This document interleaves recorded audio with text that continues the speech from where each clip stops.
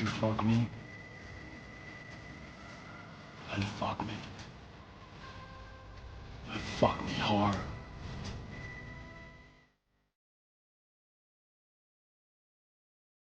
Howdy, folks. Your host, Double J, back here, coming at you live for another Operation GCD Fridays. Once again, your host of Operation GCD, JJ Vance here, and perhaps more notably, not the vice president. So, won't belabor these points any longer here any further here, folks of the interwebs. Thank you all for joining me here tonight to get a little GCD, and got a real barn burner here on deck for y'all tonight. Going to be talking a lot of Mormon parapolitics with a couple fellow ex-Mormons like myself, Heidi Love and Jacob J from Rise to Liberty. And we also have BT Wallace joining us, host of the Truth and Shadow podcast for this Friday's weekly roundtable on conspiracy culture topics and high weirdness.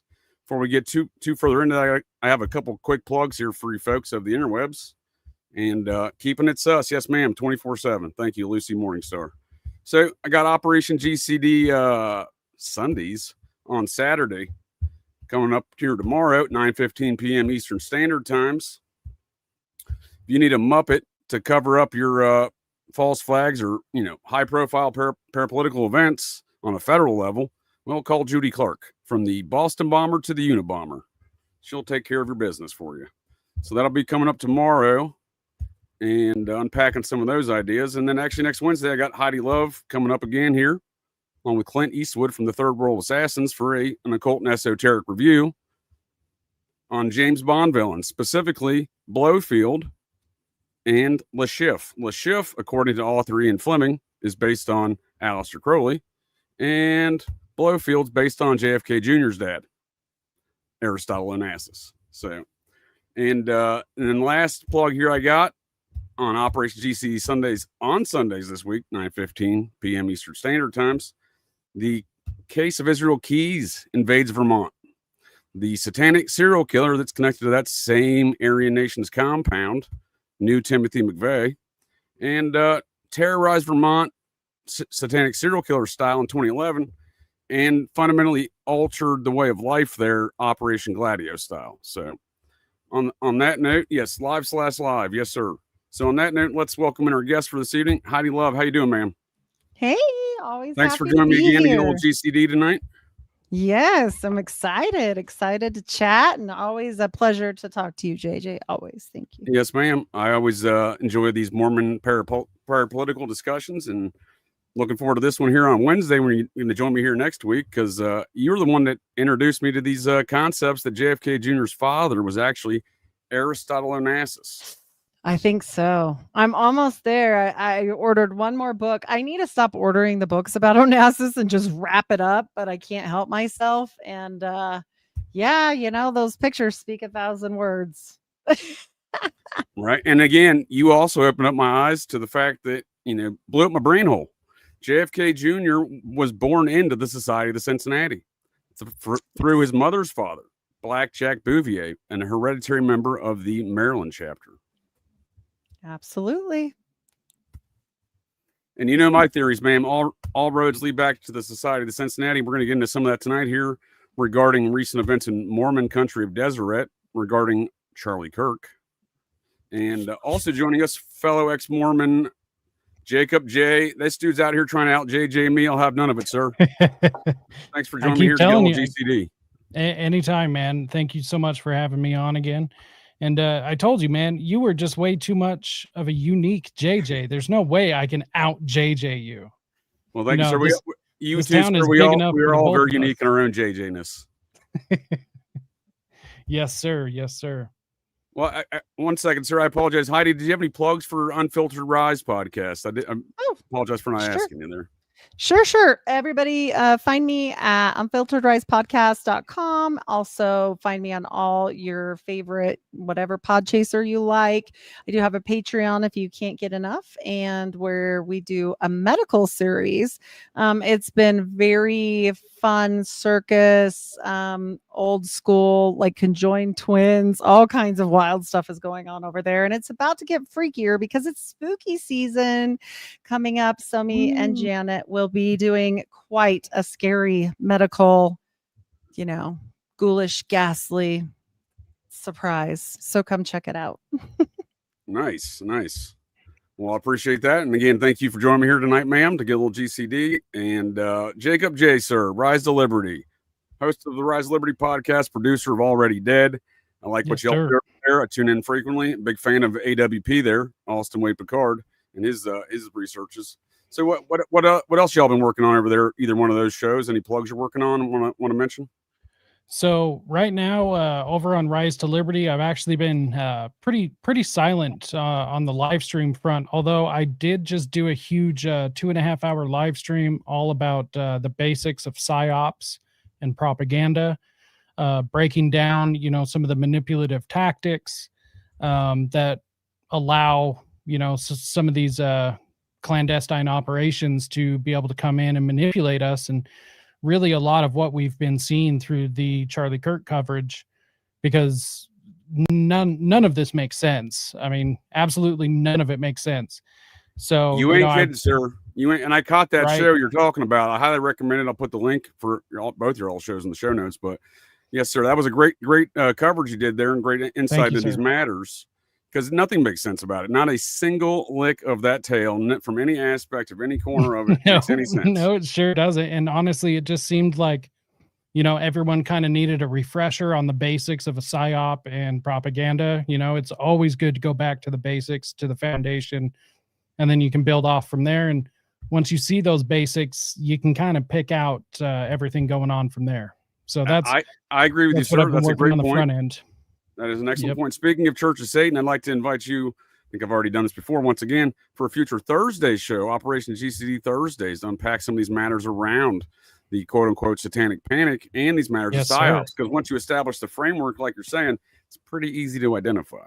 Right. And that would actually be quite wonderful. So what I've been doing on the back end is I'm going to be doing a live reading and a breakdown of the Satanic Bible itself from Anton LaVey. I have yet to see anyone cover it in any sort of meaningful way as far as, from my perspective. And as a former Satanist, I figured, I would lend my knowledge of what I know about it and kind of do a whole live reading series about it and go through it and be able to break it down. So that's why I've been kind of quiet on my channel. Well, I look forward to that. That's a great addition, or something great addition to conspiracy culture first and foremost. But I would like to get some of your thoughts and on those exact topics on my Thursday show in the future, sir. So yes, I definitely appreciate your insight. And last but not least, we got BT Wallace, host of the Truth and Shadow podcast, joining us here tonight. Thanks for joining me here tonight to get a little GCD, sir. Welcome back to Operation GCD. Awesome. Nice to be here. It's great to be able to listen to some more of this Society of Cincinnati.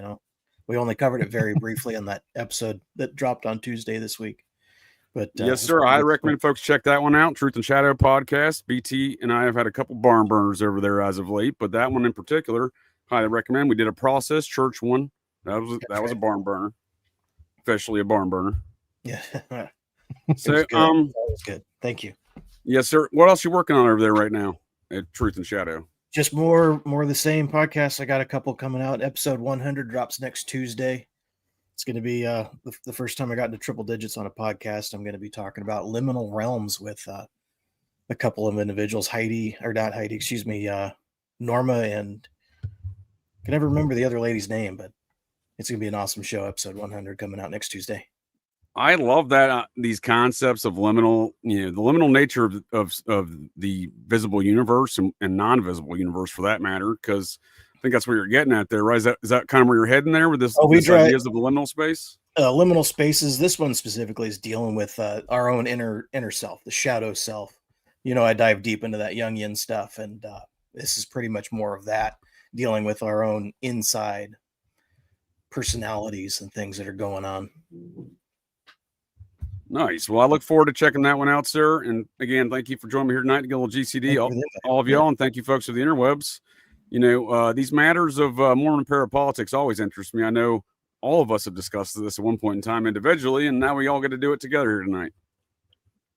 Yeah, So I'm very much looking forward to this.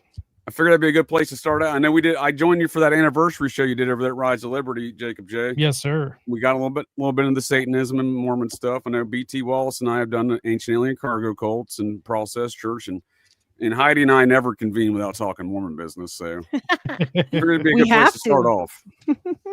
Right. Good. And I'll let Heidi kick us off with some topics before we go diving into all this Kirk business. Although once again, my thesis of all roads lead back to the Society of the Cincinnati. Well, Charlie Kirk is no different. And on Fridays here, one of my favorite games is Who's Your Daddy and What Does He Do? And on that note, you tell me, who is your daddy and what does he do?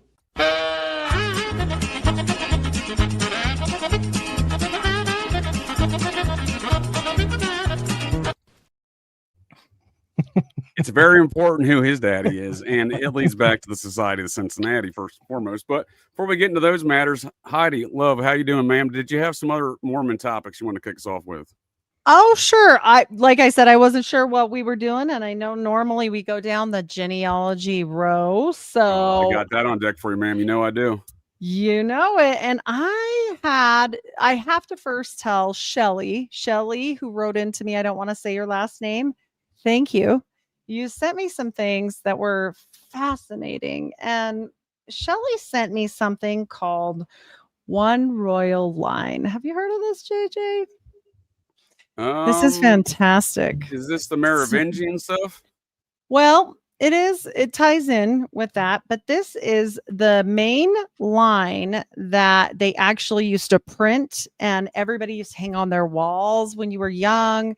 They sold it at Deseret Book, and it has a Jewish star on it, the Star of David, on it, and inside that star, which I doubt was reprinted as it says in the original, from this line, kings will rule. And Shelly, you blew my mind. Thank you so much, because it made me look into this whole thing a little bit different. And I ran smack into so many rabbit holes that I went, whoa, how did I not know this? And why is the church keeping this quiet? Because they are postulating that, and they have done a huge DNA study, not just genealogy here. They're breaking into the DNA, and they have done this big study trying to rule out Joseph Smith's other children via backwards genealogy. This is Hugo A. Perego, is I believe how Perego, and so he is IGG, investigative genealogy kind of deals, right? Yep. Well, and this has gotten crazy because he has actually linked it and has it specifically to another king, and this checks out through DNA. He's also going around spouting like Fawn Bodie's book is trash and none of these kids were his, and I've proven it. And what he did is he went and got all the ancestors of all the Smiths that are on Hiram's side, because there's a lot on Hiram's side, and he asked permission and sent them all DNA kits, and I'm talking thousands of DNA kits. I can't even believe that they did this under the radar. Well, I can, but geez. I mean, you think that the Mormons would be out like, look, we are the champions, but no, that's not what happened. And I'm like, what? Why is this so quiet? And then it leads to this crazy story and a weird haplogroup, which makes Joseph even more special than Joseph already was, if that's even a possibility for the Mormons.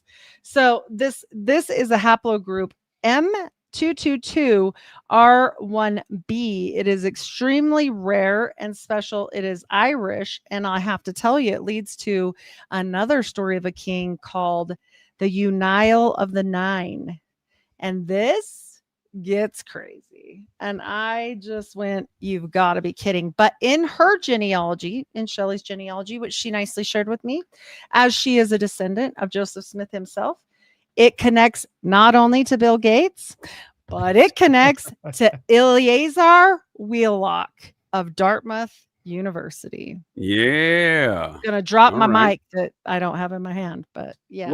I know the Wheelocks, their society family. This is all great stuff, Heidi. What's the name of that book? Which book? This The- is a genealogy situation that I'm so talking she about. hasn't published this yet? No, she just sent me her legit genealogy from familysearch.org, which I went and I validated it. And then this is called One Royal Line. And so if you guys want to look it up, extremely hard to find. Not the inventor, but the man known for Mr. Genealogy is Archibald F. Bennett that went and did all this and started going after World War II. They sent him all over to get all the microfilm, basically like a microfilm mission, starting in 1946 to all the different countries. And they started just taking everyone's genealogical records. And he was like the person that did this. Go and try and look him up very much. It's like, yep. And he was elected in the Hall of Fame and then he died and that's all. And I'm like, whoa, whoa, whoa. Is he related to Bobby Bennett, Mr. Bobby Boy of Watergate? I dare say he is, but they said, no, that's not the same one. No, of course not. Yeah. It gets Interesting. wild. It gets so wild that I was like, oh my gosh. So yeah, he literally is responsible for this microfilming. Basically. And, these secrets die with these people. They're old, No, you ain't kidding. So this lady right here, speaking of Joseph Smith descendants, this is Kimberly Jo Smith. She learned at the age of 12 that she was the second great granddaughter of Joseph Smith, official children of Joseph Smith. So there's a lot of secrets that go on even within the Smith family. What brought this lady to my attention was my DNA tests and trying to solve my mysteries. Not the least of which the genealogy of Abner Vance, who's, and again, in all likely probabilities, the son of George and Martha Washington, which that actually I found a different person who's making that claim that they're the descendant of George Washington. Your boy comes up in this info, George. Well, I mean, he's everywhere, right? So I'll bring that up in a minute, though. This other fellow I found on the interwebs, because I understand.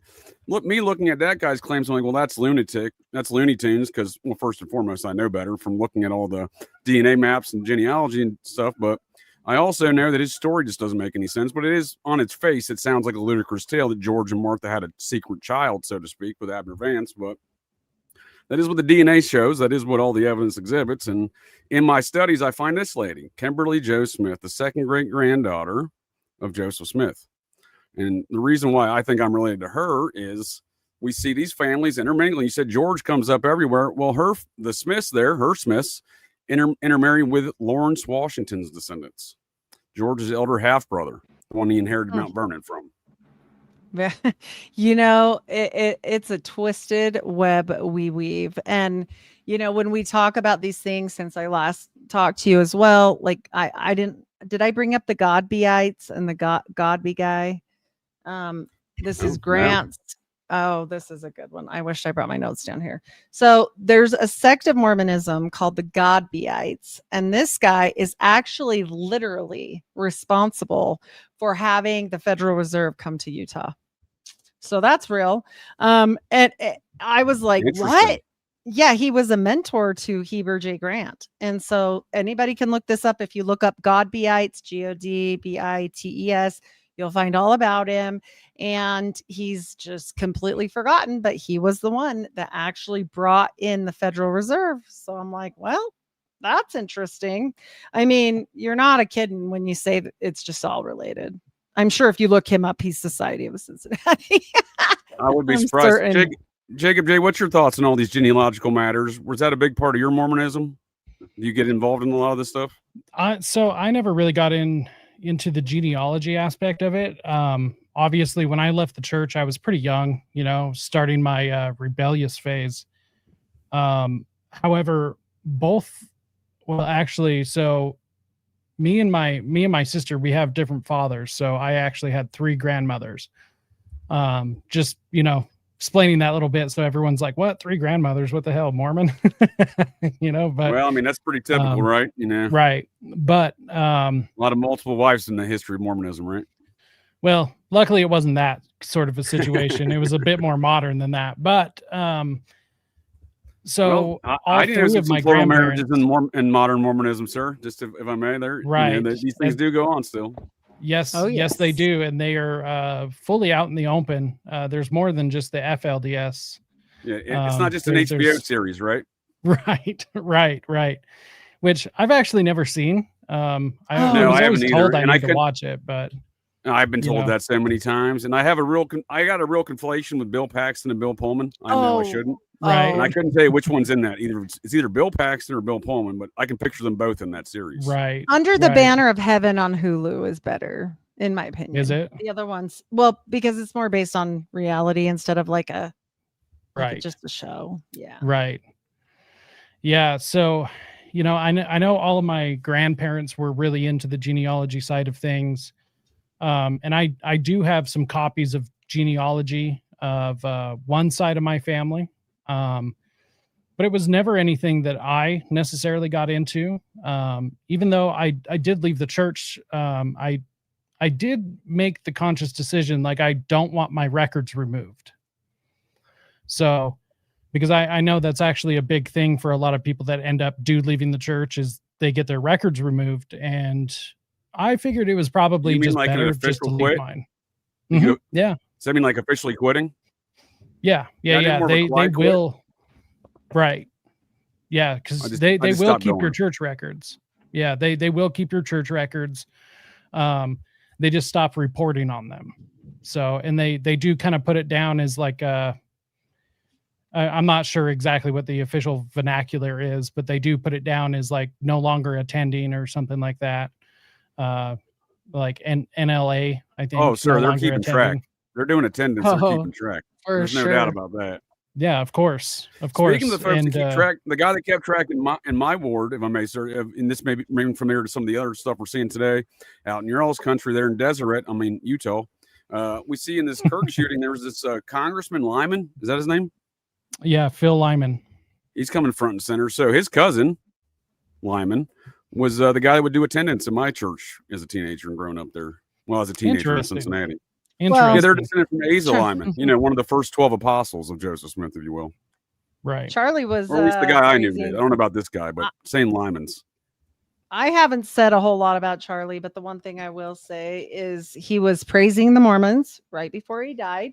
He was speaking about how his team was made up of Mormons and that he was not a Christian that condemned Mormonism. And then it was very rapid right after that everything went south. And I've kind of kept my mouth shut about it, but it's very interesting when you go back and look at assassinations, how many people spoke about Mormonism right before. It's a little scary, but there are it's not just regular Mormons anymore. There are new factions of Mormonism, not just old Mormonism. Yes, ma'am. That I dare say are Templar Mormonism or Amorc, Mormonism, that are very out in the public now. I mean, they keep it hush, but it's out there. It's like a new age Mormonism, maybe. Yeah. I would agree with that. Yep. And it's very interesting. Yeah. Yeah. There's actually a faction that was brought to my attention not that long ago. It was Mormons for Transhumanism, which was absolutely like a terrifying thought to me. However, That's it just creepy, it made total sense. I was like, oh, of course, there would be a group of Mormons into transhumanism. But what was frustrating to me was that so I was actually dealing with some of these people like head on, because some of what I cover on my show and in my work, I also fight against the technocracy.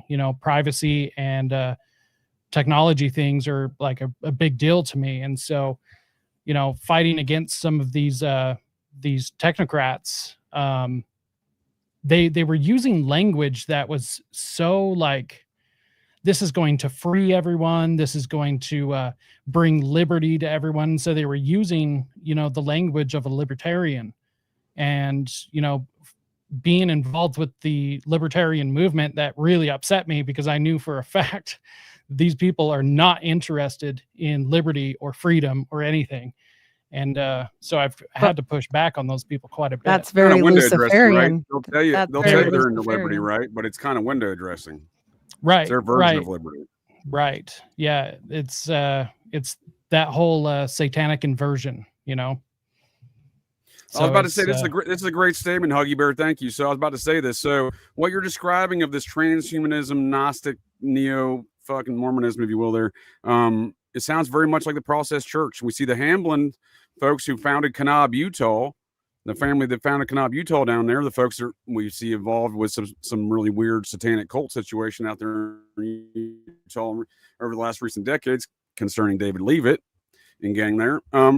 We see that there's a lot of crossover with a lot of these ideas, and the Hamlins seem to be at the center of some of that stuff. With again, they're the ones who founded Kanab, and the guy, I think is it David Hamlin? I think was the original founder there. Oh, David Hamlin. You know, I once you think get into some of these people, it's they keep naming themselves after each other, right? So it's like David, Right. David. So the original David, I think I'll look him up. I think it was the original David Hamlin. Kanab, the guy that founded Kanab. He also finds the area we now know as Area 51.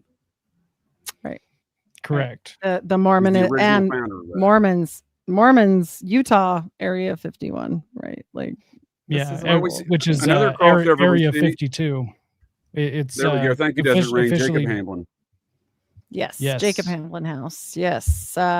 So Well, Desert Rain also brought to my attention, ma'am, that the Scowcrofts, the Mormon Scowcrofts, are very prominent down there in Kanab. Brent Scowcroft, Henry Kissinger's right-hand man, National yeah. Security Advisor to 3 U.S. presidents, Major General in the U.S. Air Wingnut. Force, and his assistant would start a neo-process cult. J.J. Bryan would start a neo-process cult known as Victorianism. So I think we see a lot of this stuff. Yeah. You know the Scowcrofts, right, ma'am? Oh, Or yes. you know of them. Right. You know of Right them. wing nuts. Major. Yep. Very Yep. prominent family. Very. Same with the Hamlins. Thank you, Desert Yes. Rain. Yes, This is yes. Desert Rain, despite not being Mormon, has a lot of great Mormon facts for us here. She she's also always- mentioned, the vow that they took to avenge Joseph's death, and they went ahead Yeah. and they actually made more than a vow. They made a secret society called the Order of the Black Sticks, and they all got the canes, the death sticks of the rotting corpses of Joseph and Hiram, and they gave them to these people that swore this, and they called it the Order of the Black Sticks. It's very interesting. That's interesting. I didn't know that. Yes. Yep. So on these Again, matters very- of the, Black sticks. I'll bring that up in a second. I did not know that. Well, I'm looking for some to bring that up here. Did y'all know that Kash Patel, by all appearances, is dating a wealthy Mormon multimillionaire guy in Vegas there Oh. Mm. and living No, in I his did house? not. that is the word. Yeah, That he is the actually word on the requested a streets. telecommute. What's that, sir? I said that is the word on the streets that he is shacking up with him in Vegas. So Well, he requested a telecommute from that guy's house.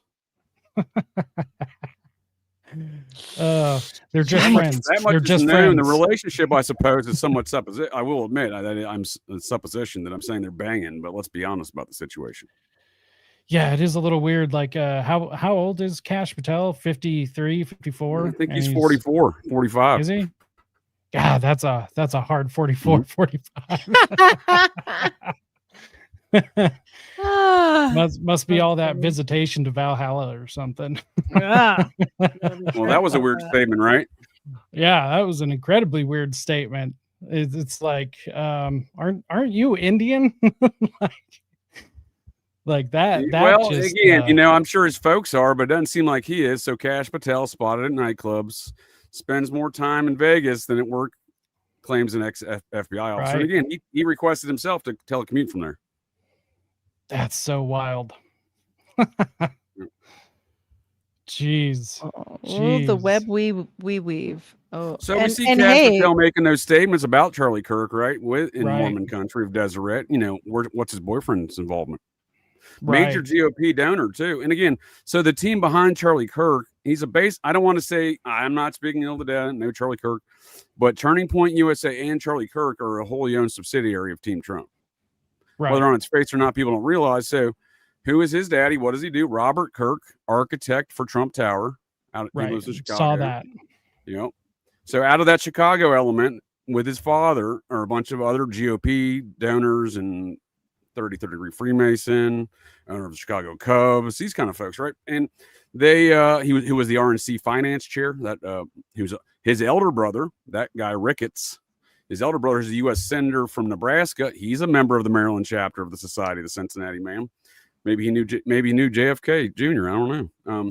Anyway, so these are the folks that made Turning Point USA. This team of folks in Chicago around his father, and I don't know where a lot of them sit. I think a lot of them are, I got questions about a lot of their. They're not loony. Well, I'm not gonna say they're not Looney Tune lefties, because one of those guys, a 33rd degree Freemason, a Jewish fellow, doesn't mean anything necessarily, but he was the staffer for Howard Lowenstein, the guy that was holding RFK's body on the Ambassador Hotel when Lowenstein was a secret CIA agent, we later find out, and he was a congressman at the time. And when he goes back to New York from Los Angeles in June of '68, this is the guy that picks him up as staffer, who was a member of the Weather Underground. And I would assert the Weather Underground is a wholly owned subsidiary of the Process Church, based upon the statements of their leaders, Bernadette Dorn and Bill Ayers. And they're also out of Chicago. And this guy, this 33rd degree Freemason, him and Bill Ayers go back. That's what I'm saying. I don't know where these folks lean politically speaking. They claim to be backing Trump, but there's a lot of tomfoolery going around Charlie Kirk. I can tell you that much right now. From my own, from what I witnessed. And when I say what I witnessed, I didn't know Kirk or his father really, but I knew that these other folks, they hired my private detective agency to do open source intelligence reports, things of that nature, and didn't care for them. They also tried to get me to run for U.S. Senator for Ohio before my cousin J.D. Vance did, about 12 months before that. So, again, these folks are the movers and the shakers that built Turning Point USA. And we look at their advisory board and we see Michael Aquino's buddy, General Paul Valle, Mr. QAnon General, on that board. Oh, so of course. What is going on there, I don't know. But Charlie Kirk's father, again, architect for Trump Tower. And again, his father's father. So Charlie Kirk's fifth great grandfather, Lieutenant Kirk in the Virginia chapter of the Society of Cincinnati. And you don't have to take my word for it. Jeremiah Kirk. Let me just bring up his documents, his bona fides, if you will. BT will appreciate that. Some Catholic talk there, bona fides. What are your thoughts on all these matters? We've talked about Society of Cincinnati stuff, BT. What are your thoughts on all these matters with Kirk, first and foremost, the Mormons, and the fact we got more society stuff? No, the interesting thing to me is Charlie Kirk. I haven't really followed much of his stuff. I mean, to be honest, a lot of his commentary I don't see eye to eye with him, and I've said as much on my Facebook posts. But besides that, I don't want to get too, but I don't do a lot of politics. You identify as a libertarian, right? Yeah, I do. So, what are the biggest positions from? I'm familiar with more or less what Charlie Kirk's positions were. But what are the biggest for folks who are unfamiliar, like myself here?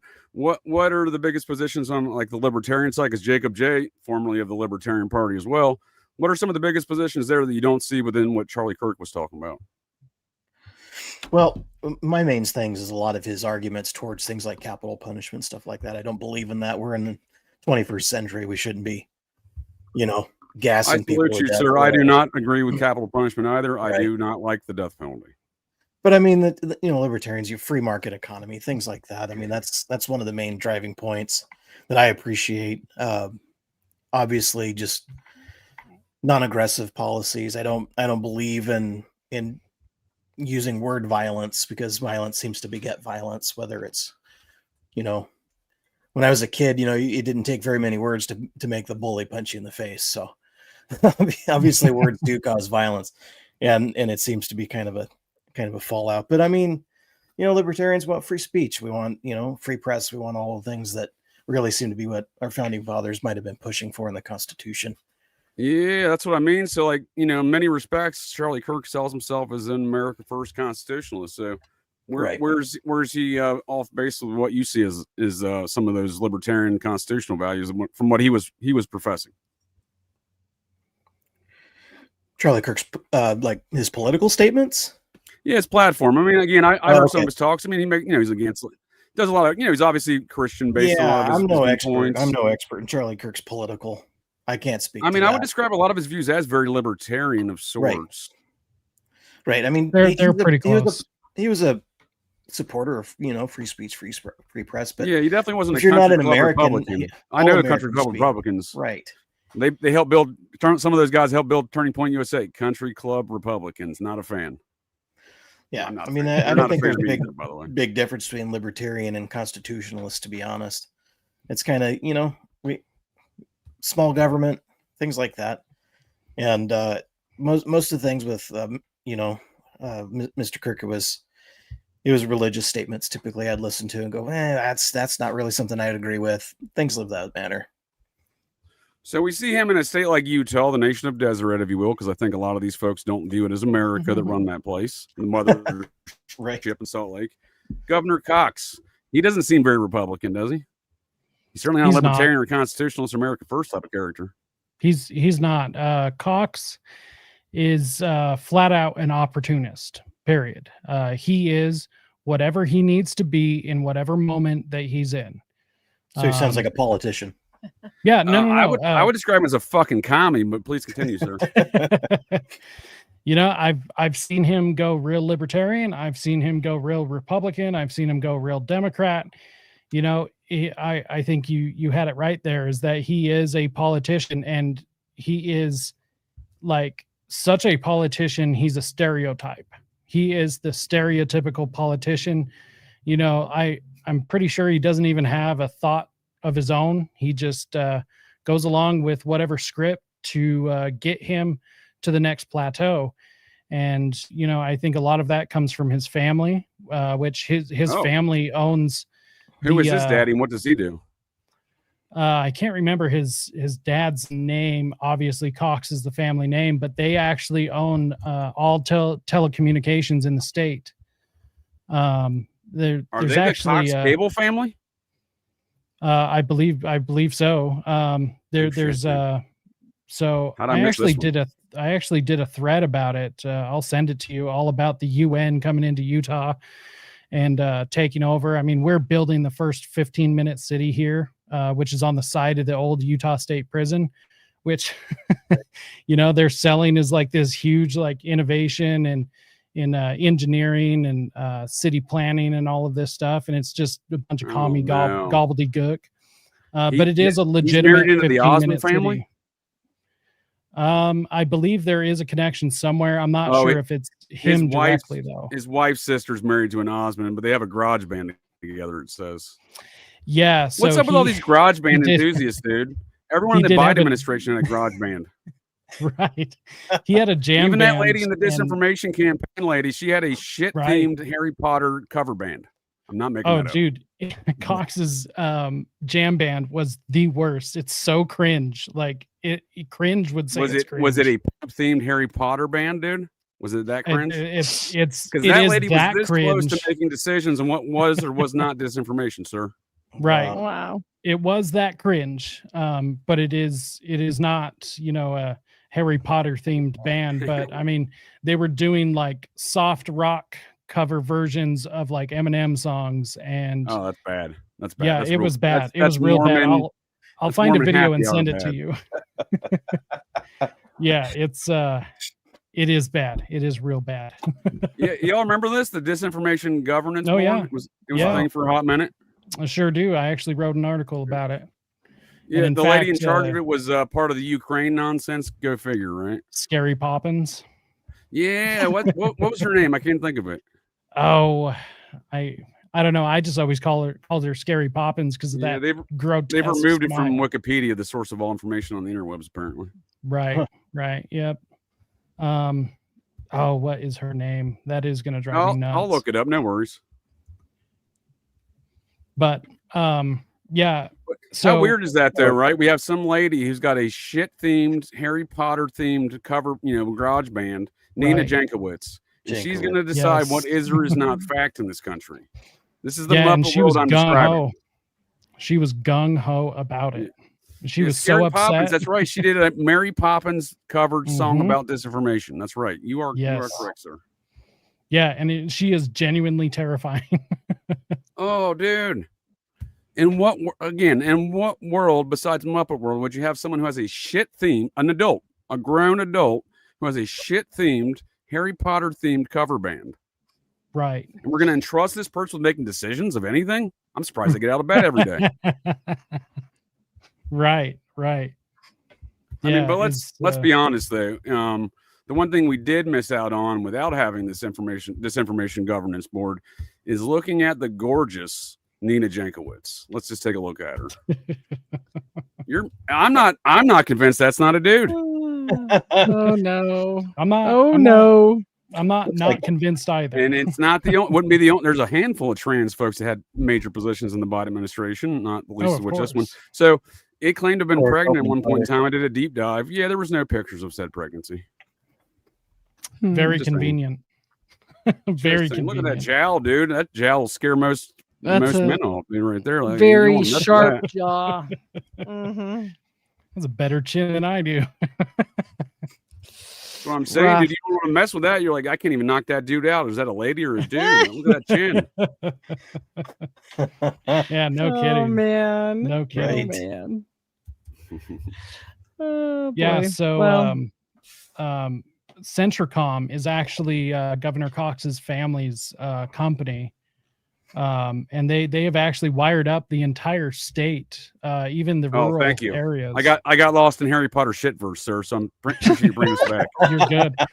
Nice. So I actually sent you the thread. So check it out whenever. But yeah, they've actually wired up the entire state to basically a centralized communication system, which is entirely scary considering we have the NSA centralized here. There you go. And I was going to say, is this involved the NSA there at not Dugway, but what's the name of that location? Well, it's the NSA data center. And is it Dugway Proving Grounds? No, it's actually in Utah County. Dugway Proving Grounds is out in Tooele County, which is Utah County, David Levitt's old county, the home of the Charlie Kirk shooting. Yes, sir. Right. Which is actually just where a lot of these things are going down. It's where a lot of the tech companies have moved. We got Adobe down there, we got Google down there, we got Windows down there, or Microsoft, I guess, whatever. It is like a second Silicon Valley almost. It's blowing up, and there's all sorts of involvement from the UN, which is just insane to me. I actually argued, let's see, it was the one of the county commissioners. I argued against her husband on We Are the People podcast. And what was interesting is I won the argument, and the next thing we know, their entire computer and their entire system got hacked, and they wiped out the episode, so it never came to light, unfortunately.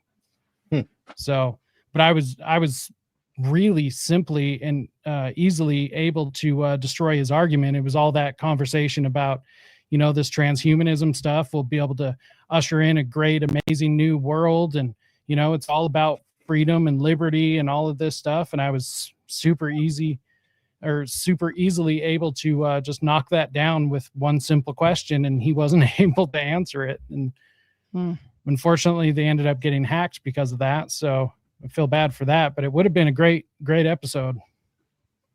Yeah. I have to say, you brought up the Osmonds, and just so people know that, Howard Hughes under Bob Bennett, when he bought the Mullen Company as a CIA front, the only people that he had for his clientele was Howard Hughes, the LDS Church, and the Osmonds.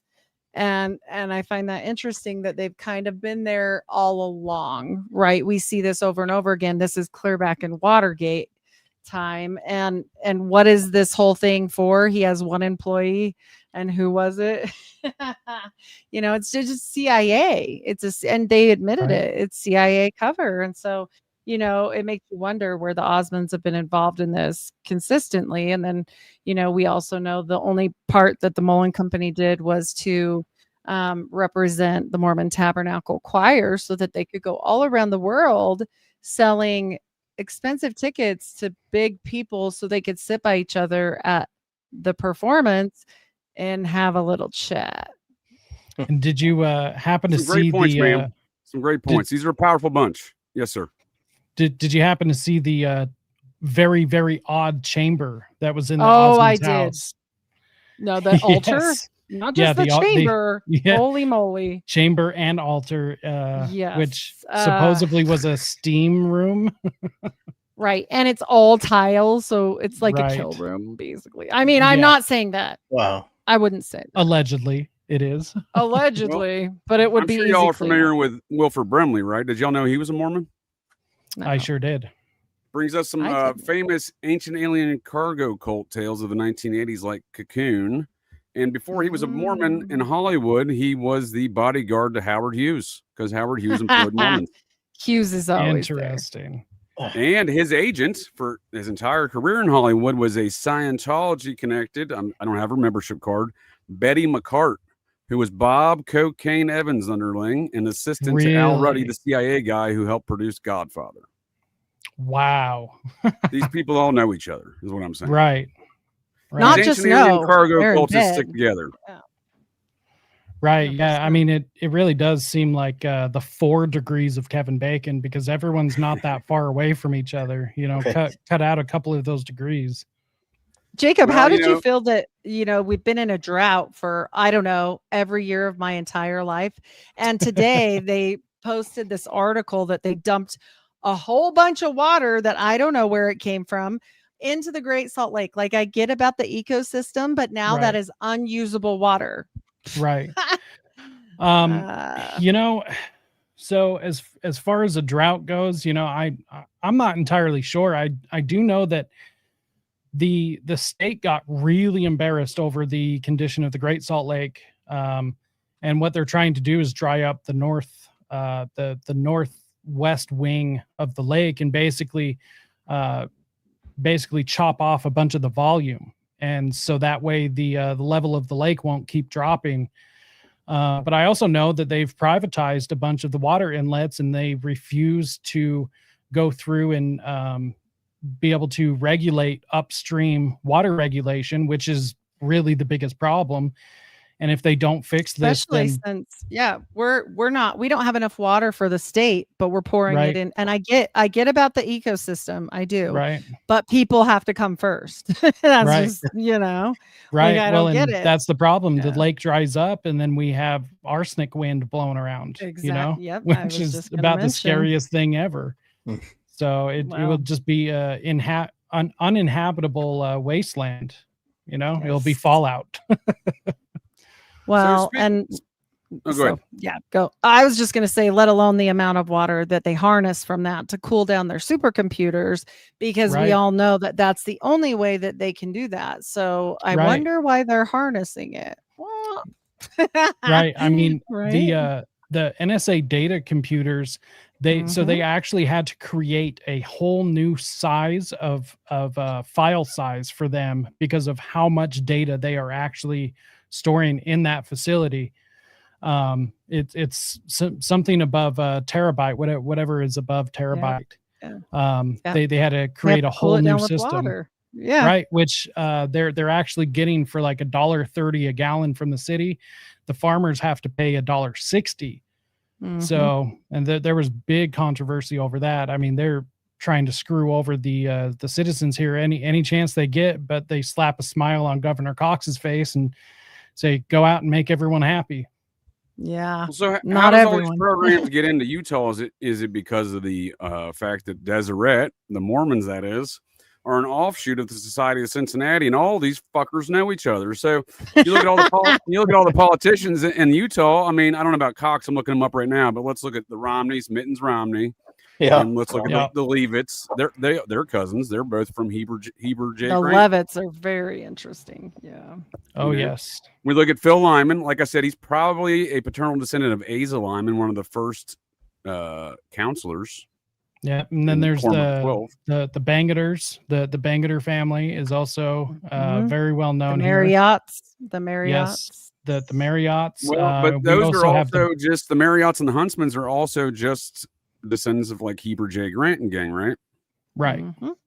right. That made a combination with, I mean, they merged into HGCC with the gays.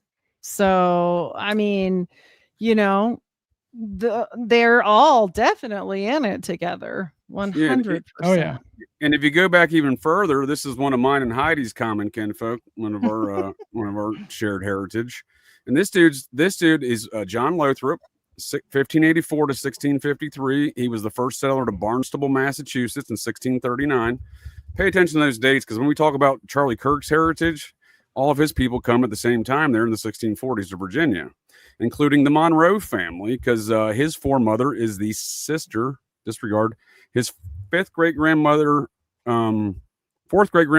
Kirk is the first cousin to President James Monroe family. So Interesting. and even the Kirks showed up in Virginia in 1640. They got there a little bit after the Jamestown stuff, but he's got some Jamestown heritage as well. I'm not common kinfolk with Kirk, but he's got basically his heritage comprises of most of the Jamestown folks that I'm not kinfolk to, and the other Virginia families. So I'm a Randolph, include the Washingtons, the Dandridges, all those gangs and whatnot, Madisons, right? Those are all my family trees. But he doesn't have those. He's got the other ones. It is an interesting composition he has. But all of these people come, and why is it folks that arrive here in 1640?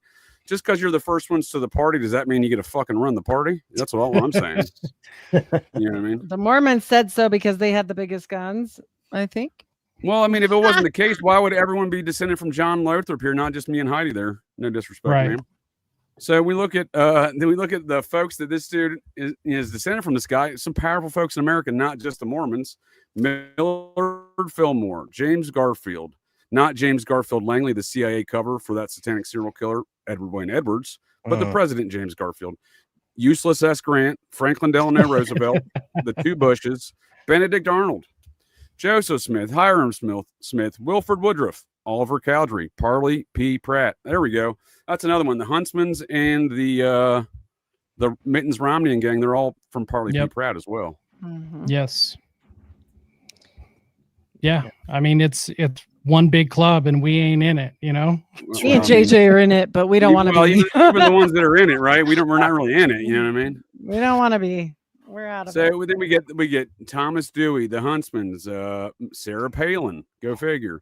Jim Guy Tucker, go figure. If you're related to one, brothers, it's all of them. It's all of them. Like me and JJ have done this, and we've gone through, and people say, you're lying. You can't be related to all those people. I'm like, bet you're related to one important one. You're related to all of them. It's crazy. I'd like to bring your attention to this man's name right here, if I may. And if you want to know how Jeffrey Dahmer was able to call the Vice President of the United States in 1978 and say, hey, Walter Mondale, what's up, dude? I'm in D.C. I'd like to check out your office along with my high school classmates. Well, I suspect it has something to do with his heritage. He's descended from John Lothrop as well. Right, which lends a lot of credibility to him being some form of a Manchurian. Big time. Oh, yes, ma'am. It's kind of who they target. Desert Rain's also of the Virginia families of the Randolphs, like Thomas Jefferson, descended from Pocahontas as well through Isham Randolph. But yeah, so Charlie Kirk's got an interesting heritage. He's not part of that component of families. He's looking at his family tree. I was kind of surprised that he and I didn't have a lot of crossovers. I have a lot of Kirks that I'm related to because they're from that same mix of families, but it's not his wing of the Kirks. Right. So it actually is somewhat credible to say that he possibly could have been the president one day.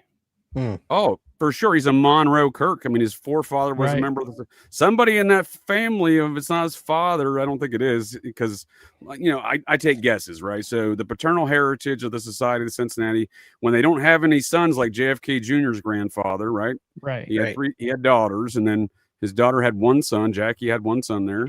One son died. JFK Jr. lived. Patrick, I believe, died at birth. It's easy to determine who gets that membership. But when you look at other folks that have many sons and whatnot, it's a little bit more difficult because I don't know if it's automatically the firstborn. Right. It's supposed to be, but we know how that goes. Right. Yeah. Yeah, these people are dicks. They'll stab their own mother in the back in some cases, I think. Has anyone taken a look at Erica's family? And I haven't yet, seen sir. I where will. she She is a comes- pageant winner. I saw someone mention that. She She's looks like a pageant winner. Mormon. I know I shouldn't say that, but she is Jesuit college. I will say that.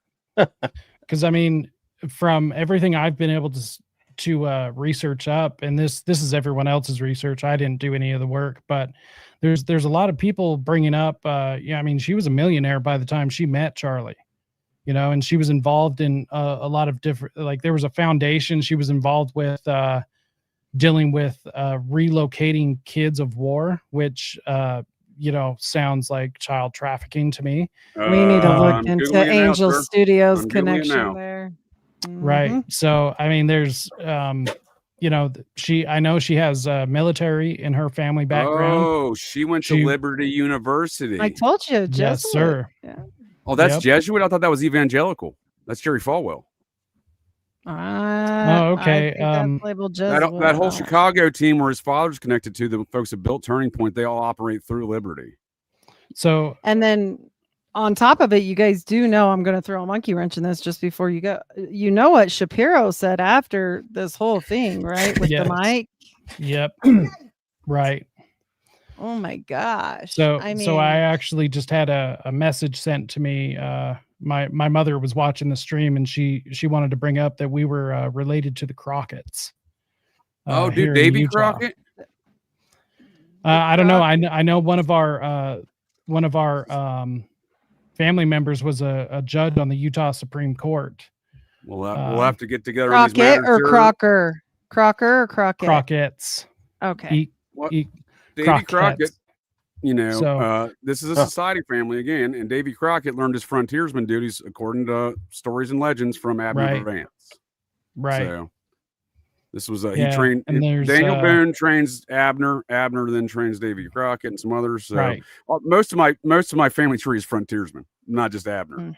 Mhm. So the Right. Maynard boys, Right. for example, myself and Charles Manson are Maynard McCoys from Pikeville, Kentucky. My grandmother Vance is a double Interesting. Maynard. Her folks were both first cousins Maynard. My Appalachian family tree lacks the requisite branches to be called a tree. It's more of an Appalachian tree. Totem pole. And I'm stem. utterly shocked I don't have web feet, recessed chin line, and a sub 70 IQ. But because both my grandfolks Vance, their folks are both first cousins Vance, first cousins Maynards. Right. So, and the Maynards are the first ones across the Appalachian Mountains as far as the modern day history goes. Right. And mine and Chuck's forefather murdered the pirate Blackbeard, apparently, in the early 1700s. Interesting. Well, you get one damaged one, and then you get one genius one. That's why they do Right. it. You know that. It's funny you say that. It's funny you say I'm that because serious. another Clan Vance legend here is Devil Zane's Hatfield McCoy's there. I'm both. He's descended from Abner twice over. Devil Zane's grandfather twice over from his mother and father, both from Abner. And we see, the reason he's called Devil Zane's is because he was known in the family as to be of the devil. His name was Anderson Hatfield, and he had a first cousin in the family known as Anderson. They were both named Anderson Hatfield. They're both the same age. So the family decided to call one Devil Zane's and the other one Angel Zane's. So that's where he got that nickname from. So I heard that a lot growing up. My grandmother would tell me, because again, she was McCoy. She and my grandfather, again, my second great grandfather Vance was Devil Zane's first cousin. So Right. a couple times over. Again, Appalachian family poll, but yeah, I would hear that a lot. Like you got too much your cousin, like your cousin and your boy, you got the devil in you. So that was an oftentimes remarked, to me about that's it's funny how these names stick because that obviously that dude's still known today as Devil Zane's Hatfield, but Right.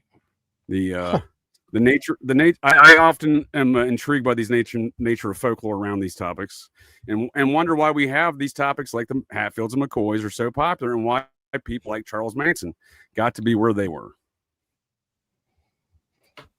So I like to play 6 Degrees of Charles Manson because that dude is connected to all sorts of shit.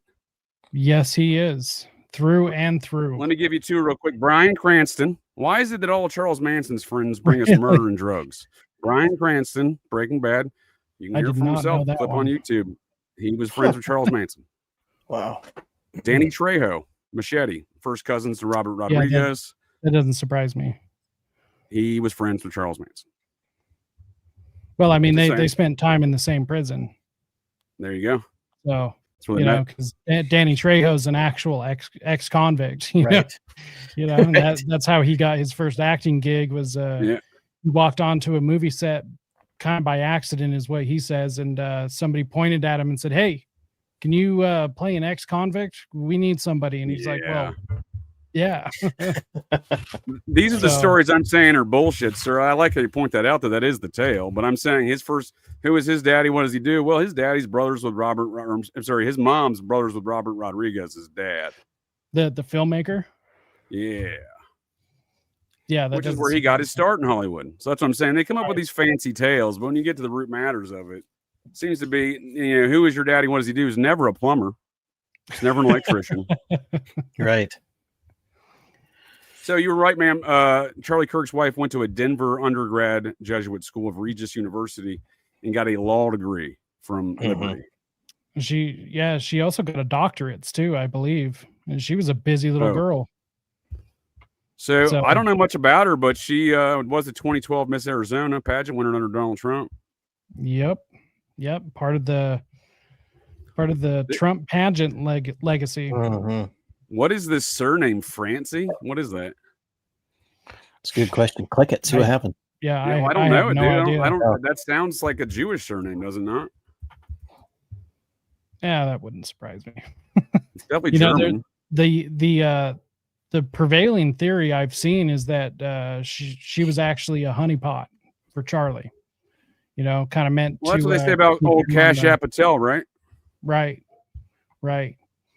So, I mean, it would make sense. Have no idea.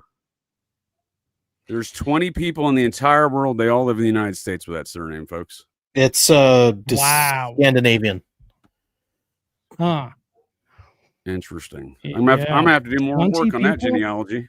20 people? Are you kidding me? 20 people, sir. Have that. Wow. That is wild. Isn't it?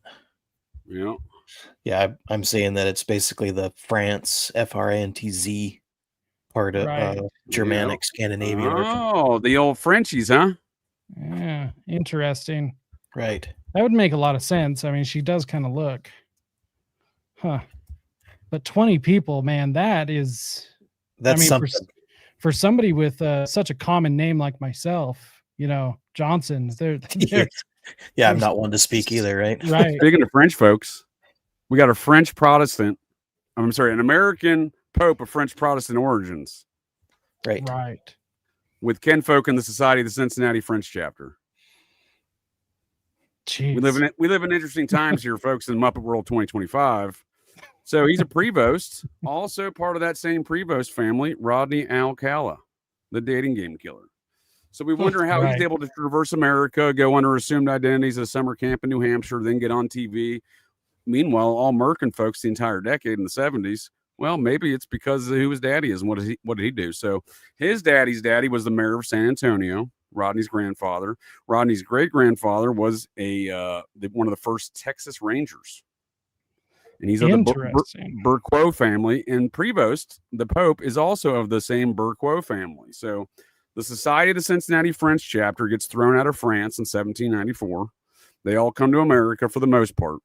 And they set up their headquarters out of their city of New Orleans, which they'd already, established, basically. They were in league with some of the Spanish folk down there at the time, but would later then be their main ownership of that town, obviously. But nonetheless, if you know a French name, it's likely because they're they're a prominent family in America. What I'm getting at here with Charlie Kirk's wife, if she is of that French name origins or even some Swedish stuff there, probably a society family. The LaBeoufs, Shia LaBeouf, society family. Oh, yeah. Mm-hmm. Right. The DuPonts, society family.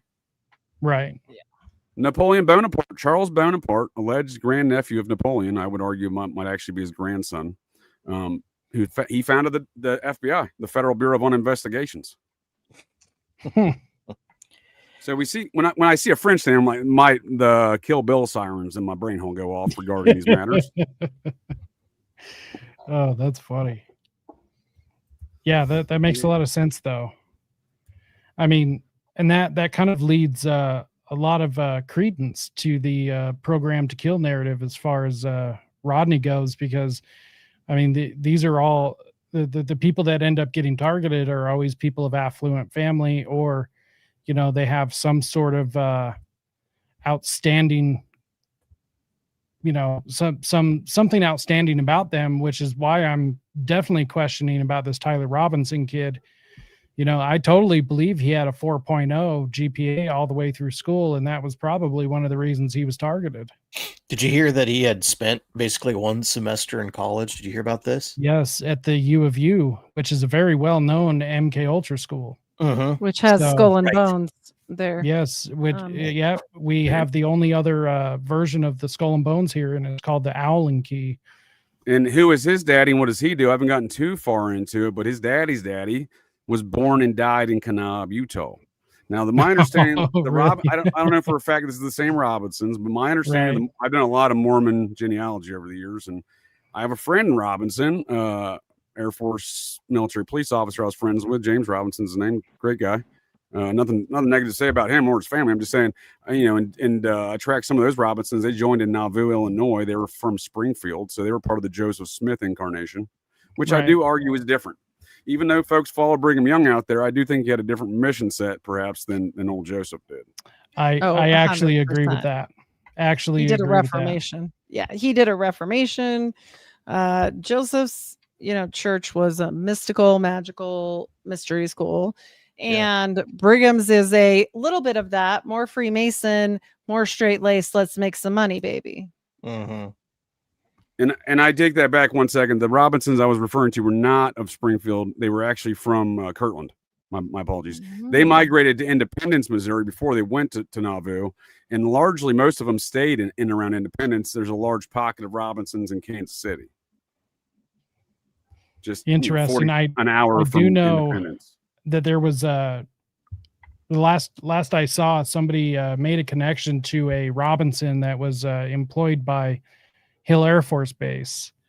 That was supposedly Tyler's uncle, and I never saw anything more about that. See if it was actually confirmed or not. But I looked into it, sir, if I may. I don't think that is family. When we're dealing with these Mormon families, it's like trying to find again, they're all, there's so many Lymans, for example, Phil Lyman, Right. that congressman. Right. One of my closest friends in the church growing up, Boy Scouts and etc., was Lyman, and his sister is a staffer for the congressman out of Cincinnati today. So we see the power these folks wield even outside the state Right. of Utah. So the Mormon ward I grew up in Cincinnati is, from the ages of 10 through 17 there. right. We had Lymans. And y'all are going to recognize these names. We had Lymans. We had Bennett's. Bob Bennett's nephew was my bishop. We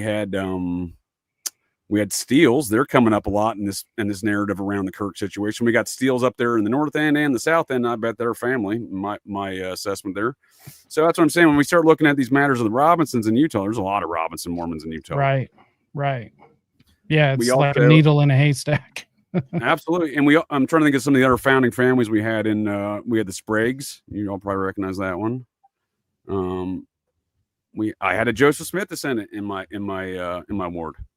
My Boy Scout troop leader's wife was a Joseph Smith descendant. So, I often wonder, why are all of these founding families of Mormonism finding themselves in the operational headquarters of the Society of Cincinnati in Cincinnati, Ohio, right?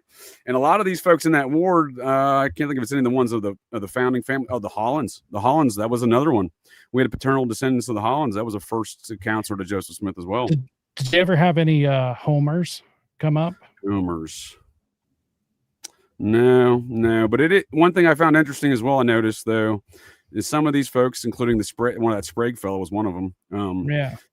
They were the personal employees, pilots, CPAs, attorneys of Carl Right. Linder, the 33rd degree Freemason. So speaking of Howard Hughes and his activities, Carl Linder, super spooked up, Chiquita Banana, United Fruit, CIA operations in South Yeah. America, 33rd degree Freemason, friends with Michael Milliken, the junk bond guy and all that business. So he basically his family still owns Cincinnati, in my opinion. They live on a mound in Indian Hill, one of the wealthiest zip codes in America. But yeah, he would employ nothing but Mormons like Howard Hughes. I always found that interesting. Right. Well, and that's who took over for Howard Hughes, right? It's that group of Mormons after he Gay. disappeared. Bill Gay. You're talking Bill Heidi's Gay- language, sir. You are talking Mhm. Heidi's language right there.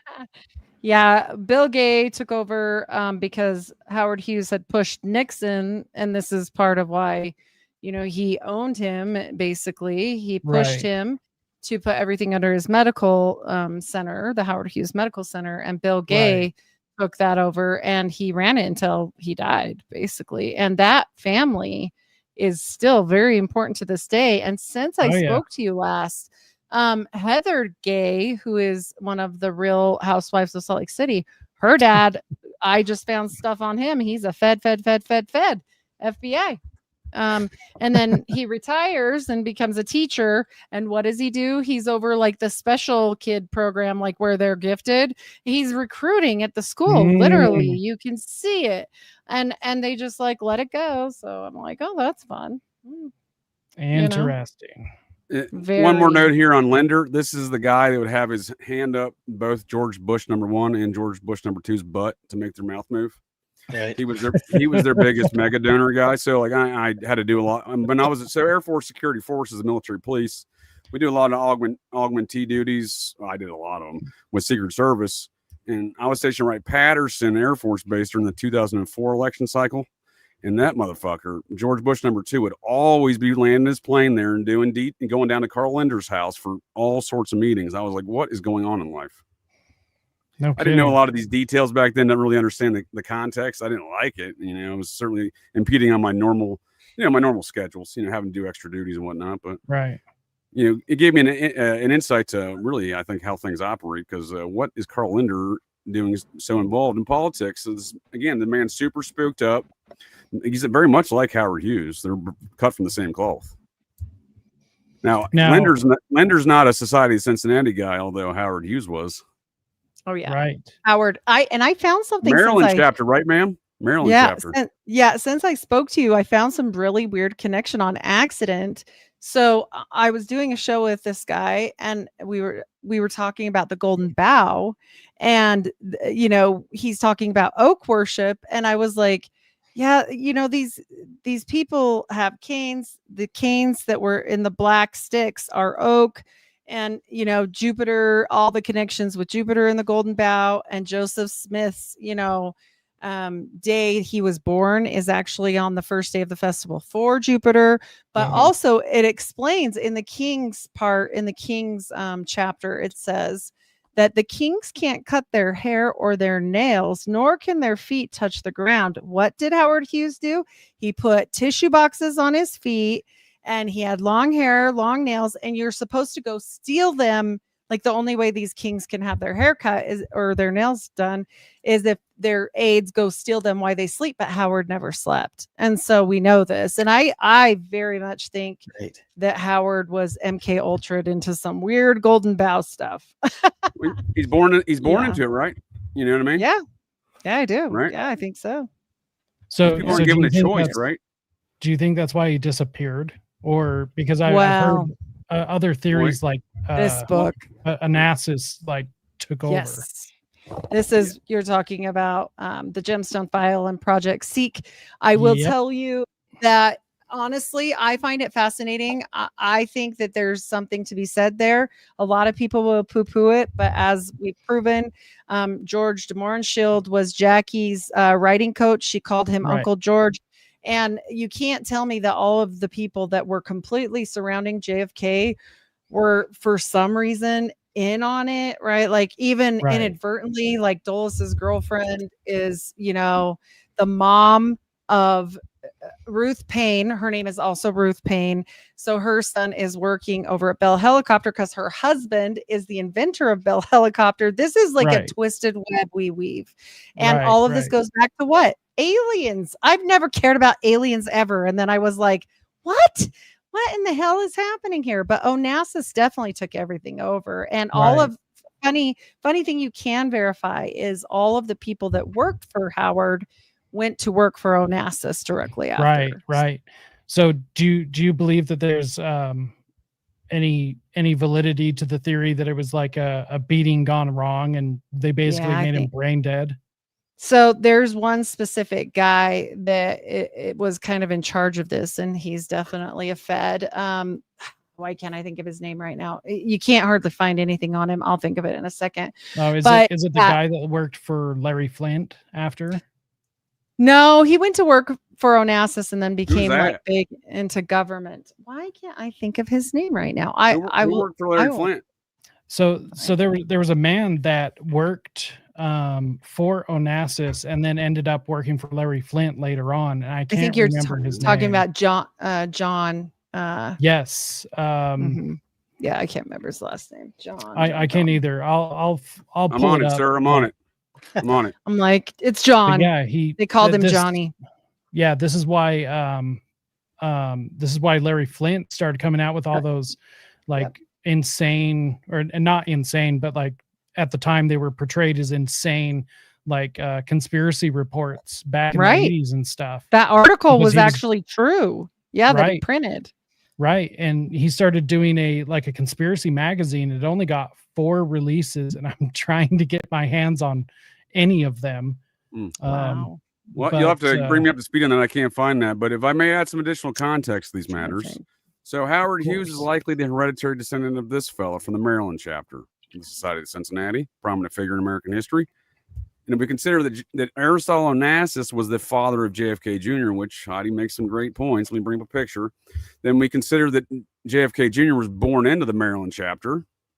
Right. So we start looking at things, and maybe there's a lot of Society of Cincinnati stuff going on here, specifically within that Maryland chapter, perhaps around the Hughes situation, because Aristotle Onassis allegedly kidnaps Howard Hughes there and steals all his wealth. And Onassis is the basis for that James Bond villain, Ernesto Blofeld, Ernst Right. Stavros Blofeld. Ian Fleming based him off of Onassis like he based Le Chiffre off of Aleister Crowley. So, Right. and Stavros Blofeld there is the leader of this international gangsters of Spectre, right? This international organized crime faction. So if we kind of mash those ideas together, we're starting to look at a different picture here. And then we look at the whole JFK thing, and we see JFK, member of the Society of Cincinnati by virtue of being president, honorary member. His son, member, obviously. His father-in-law was a member before he died in 57. And then we got Lee Harvey Oswald. Right. His second great grandfather, Major Joseph Oswald of the Georgia chapter of the Society of Cincinnati. So when we look at that situation, we see a lot of society stuff. J. Edgar Hoover, honorary member of the New York chapter of Society of Cincinnati from 1946 forward. So Well, and we see a lot- United Fruit comes up again with this whole situation because Mary Carter Paint Company goes into United Fruit, and United Fruit goes into the Xanadu where he was staying, and then the Xanadu situation. And this guy that I don't know why I can't remember his name right now. It's irritating me, but he's all a part of this, and then he ends up leaving that and becoming like head of state, something like a big important political guy. And so, but we know that Trump, was even part of this. I mean, well, he gets the whole United Paint or Mary Carter Paint, United Fruit, Meyer Lansky blackmail network, right? Through the Resorts International. He ends up being Resorts International and then opening up the Atlantis Hotel. Don't tell me these people don't know mystery school stuff. Get out of here with that. Right. And, why he's doing, they say the Glomar Explorer, but what did they really call this? Project Azorion. And what do we know about the Azores? We know that Steiner had a lot to say about it. I'll tell you that much right now. And what was this? This is the Glomar incident. So this is where we get the term "we cannot confirm nor deny" the Glomar response. And this was a Howard Hughes vessel. And Bill Colby, RR channel. This one's for you, bud. Bill Colby was out there on that ship as well in this whole mission. So there you go, bud. RR channel is my favorite AI CIA bot, Bill Colby ball washer. I could not be as wrong as him even if I tried. But here we go. He's trying to say that Onassis is not Junior's dad. So might want to check the photos. I'm just saying. Might want to check that scoreboard there, RR.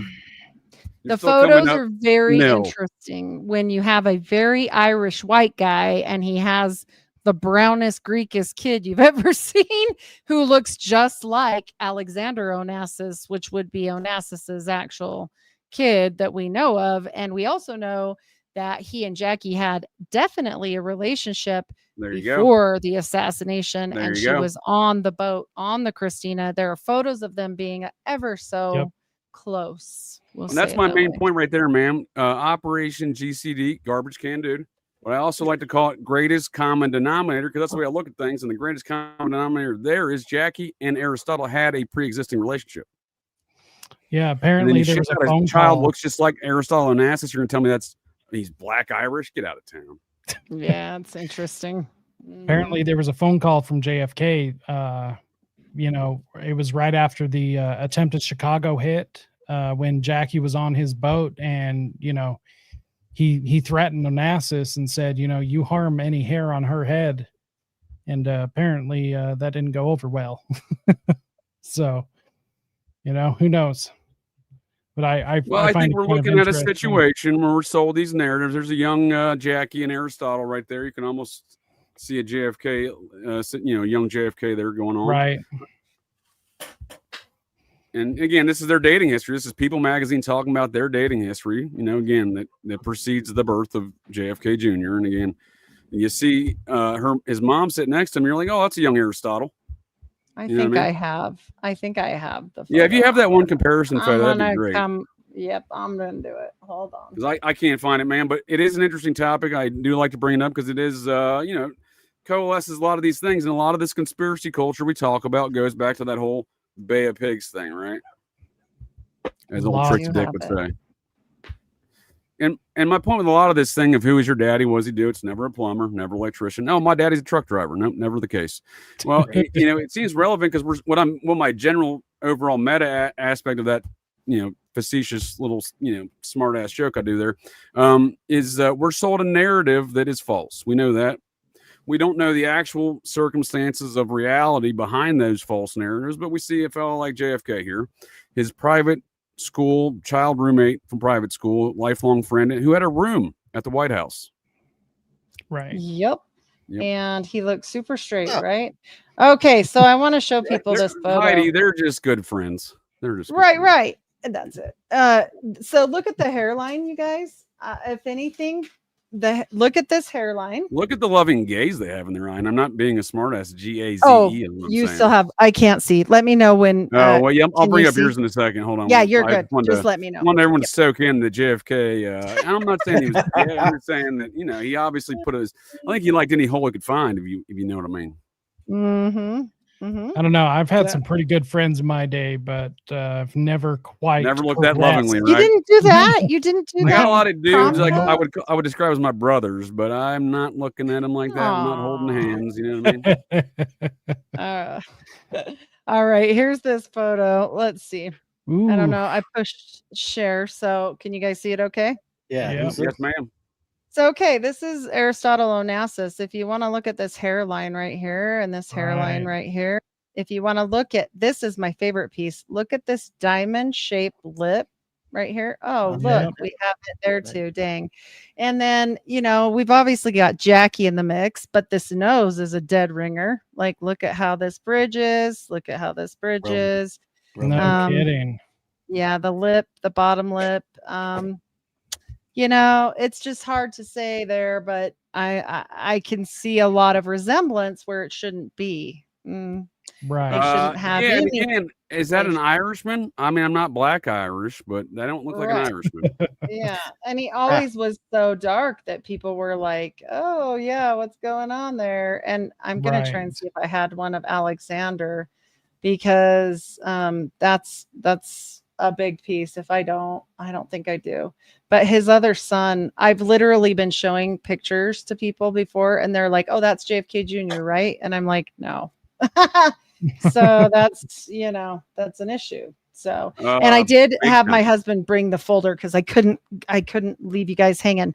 James O. Golden is the man that allegedly kidnapped Howard Hughes. And he was a special agent for the White House, U.S. Secret Service, Dwight Eisenhower and Nixon. And there's very little on this man. And so James O. Golden, founder of Intertel Spy Agency, just FYI, guys. And he was the private security on Paradise Island. So, yeah, like these things are very interesting when we're looking at all of these little connects like we've been doing tonight, Right. Oh, yes, ma'am. Nobody goes far enough back because it's all on Wednesday dead and we're going to be gone. talking about JFK Jr.'s daddy and Aleister Crowley here, the guy on the right. LeChiff from James Bond and Aleister Crowley, Aristotle Onassis, Blowfield on the left there, and that'll be Wednesday night. Folks can check that out because again, this is very James Bond-esque what we're talking about, right? Mhm. In fact, JFK filmed his own assassination 2 months prior. And James O. Golden also became the resort's VP for the whole situation for that company for a while. So just so people know. Now, how weird is this, though, that JFK would film his own assassination using the same team of Secret Service that were on ground in Dallas that day? His wife, the photographer, Jackie, would be the director of the film. And it's mentioned here and finally released just not that long ago. And Ryder Lee was the one who brought it to my attention. He did a JFKX film, which draws into question the fabricated stagecraft of the Zapruder film. Right. So was it filmed at the same time here? You know what I mean? I don't know. I mean, I've seen makes one 3 wonder. different versions of the Zapruder film. You know, I've seen them floating around for a while. Actually, not too long ago, there was a big push for the driver of the limo to be the assassin once again. I know that that's popped up over the last several decades. But yeah, I've even seen one recently that Jackie pulled out a gun and shot him. Really? Yeah, I've heard that But I'm too. telling Yeah. you, I challenge him and watch JFKX and tell me we're not seeing Hollywood stagecraft. Right. So, and on that And note, I would like to consider those maybe he aspects. thought it was fake. Yeah. And then, maybe they did him dirty. Well, I would say I would like to propose this option that not everyone works together in these matters, and that there's a lot of warring factions that are doing psyops against psyops, if you will. And I would argue that we probably saw that in Butler, PA last year with Donald Trump. Crooks, his dad. Who's his daddy? What does he do? Well, his forefather was either a Captain Crooks or his elder brother Colonel Crooks of the Pennsylvania chapter of the Society of the Cincinnati. So, not only that, what I'm saying here is that we're seeing these patterns of behavior of the society across all these major parapolitical events and assassinations and whatnot, and we can see that there's stagecraft present. All I'm saying is, sometimes maybe there's an assassination plan and the opposing faction wants to give them their assassination. Right. You know what I mean? Stagecraft style. Right. So, and on that note, I would like to table that thought here for another moment as I do this interruption.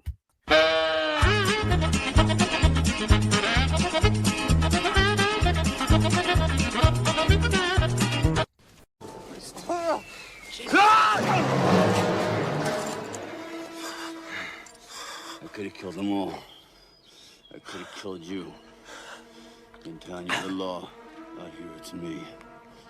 Don't push it. Don't push it, or I'll give you a war you won't believe. Let it go. Let it go.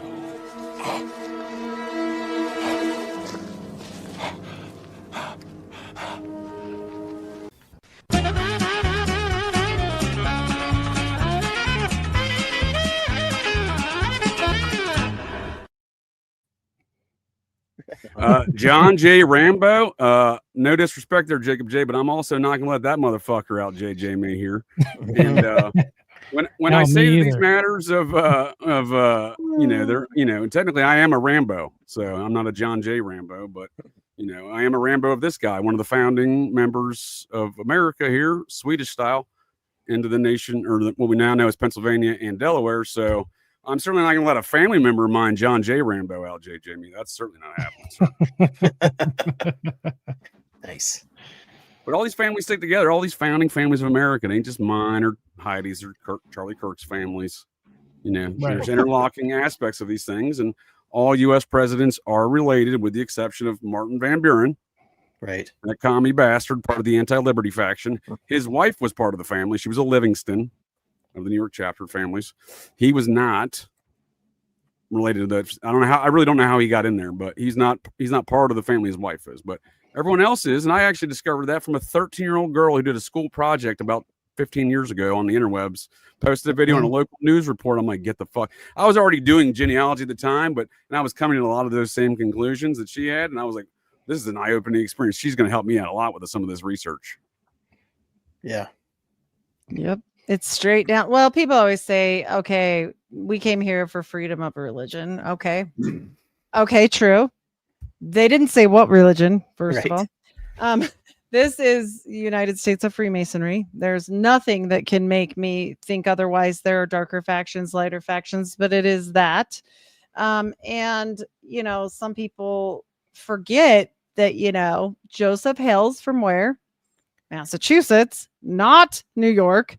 And this is also witchcraft. And they were escaping the persecution in that area, like a lot of people were then. And I'm sorry, but this plays out like when you start looking at it with a fine tooth comb, it's more than Freemasonry, because Freemasons learn about magic, but they don't necessarily practice magic. Right. But Martinists, they practice magic. And, that's a practicing order of Solomonic magic. And what people want to call that? I mean, what's a person that practices magic? Wizard, maybe? Like, I don't know what you want to call it back then, but that's the truth. Yeah. I think you're definitely spot on there, ma'am. I know I recently caught one of your shows on Solomonic magic, and I definitely enjoyed that one relative to these topics. And it is certainly a major factor in the establishment of freedom of religion. But all of these things go back to what we know as personal liberties and freedoms to the Magna Carta. As we see here in this genealogical project of this 7th grader who came to these conclusions there. And again, she did some great research, and I confirmed a lot of this stuff with some of my own genealogical research. But, George Washington's 10 of his forefathers, 14 through 17 great grandfather, 10 times, 10 different guys there, were the 10 of the 25 Knights Templar that brought us Magna Carta. So 560 plus years later, and their grandson, George, is bringing us Magna Carta 2.0, as historians call it, with the Bill of Rights. So there is a lot to these things, again, as far as the establishment of liberties and freedoms. And I do agree with you, Heidi. There is I don't necessarily, I'm a big proponent of liberties and freedoms. I think these two gentlemen are from our previous discussions. I won't speak for them, but they also have big fans of these things. And I think, I don't know, I'd like to hear your all's thoughts on this notion of liberty, that one man's liberty is another man's, disaster. Well, they gotta, so that is kind of the concept of liberty. You really, yeah. I mean, like what I'm saying is like, people want to say like, oh, I'm all for liberty, but then they're like, oh, well, then there's the well, in regards to the way America was founded, you have the Puritans, and then the folks who they didn't like, who they thought were radicals. They all left the Massachusetts Bay Colony and started Rhode Island.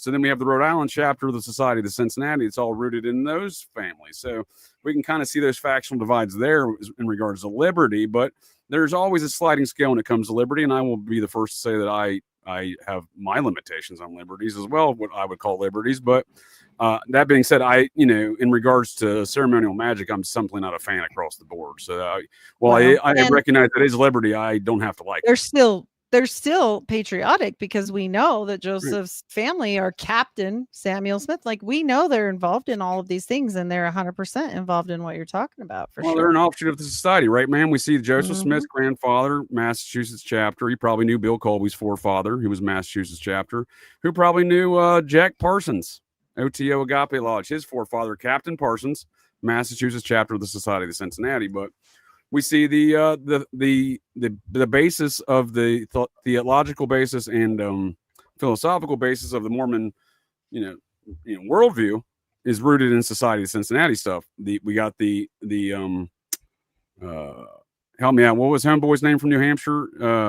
Rigdon, Sidney Rigdon. Oh, thank you. No, that was his buddy though. No, the Spalding manuscript. There we go. Thank you. But no, I usually do forget Rigdon's name. I forgot Spalding's name this time though, right? Because you found that Spalding actually comes back up with the Smith family up there, and we see the Spalding manuscript serves as a basis for the Book of Mormon, which I say is a different story than most people say. Most people say Joseph ripped it off from him, but they all went to the same college. Joseph didn't, of course, but his brother certainly did. And he was sick, and his brother took some time off to help Joseph and help nurse him back to health. What are you going to do with a kid that's that age, that's sick? You're going to read him some books. But they all learned underneath Professor John Smith. And they say he's not related, but he is. He's on the grandparents' side. He's a distant cousin, but actually on both sides. So, I mean, people can say what they want. This guy was completely teaching them theology, and all of these students learned underneath, including Solomon. in our previous discussions, you brought to my attention as well on these matters that Spalding's connections, and I dove further into who his daddy was and what did he do, and sure as shit, it was Solomon Spalding himself, not his daddy, that served in the Revolution out of New Hampshire as a lieutenant. So therefore, Society of the Cincinnati. So time and time again, we see those same connections there, and then another society connection as far as the basis goes. Jacob J., are you familiar with any of these aspects of what we're talking about as far as the Spalding manuscript? Or I am not. This is way further back than I've gone. Oh, this is what Heidi and I love to discuss here when we convene. We like to talk about all of the things that people say they figured it out, and then I'm like, nope, goes way more than that.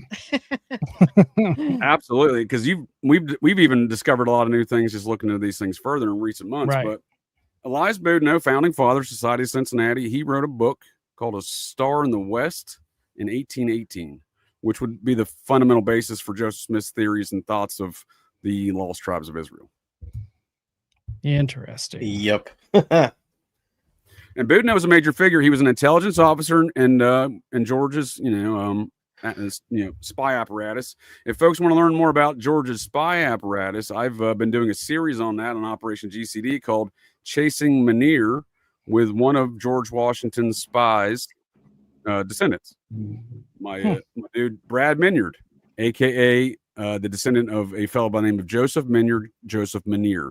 He posed as a Frenchman following around the Aaron Burr conspiracy, that anti-liberty faction of the Society of Cincinnati that popped off in 1804 after we got all that new land in the Louisiana Purchase, another society land deal, Napoleon Bonaparte Society of Cincinnati there.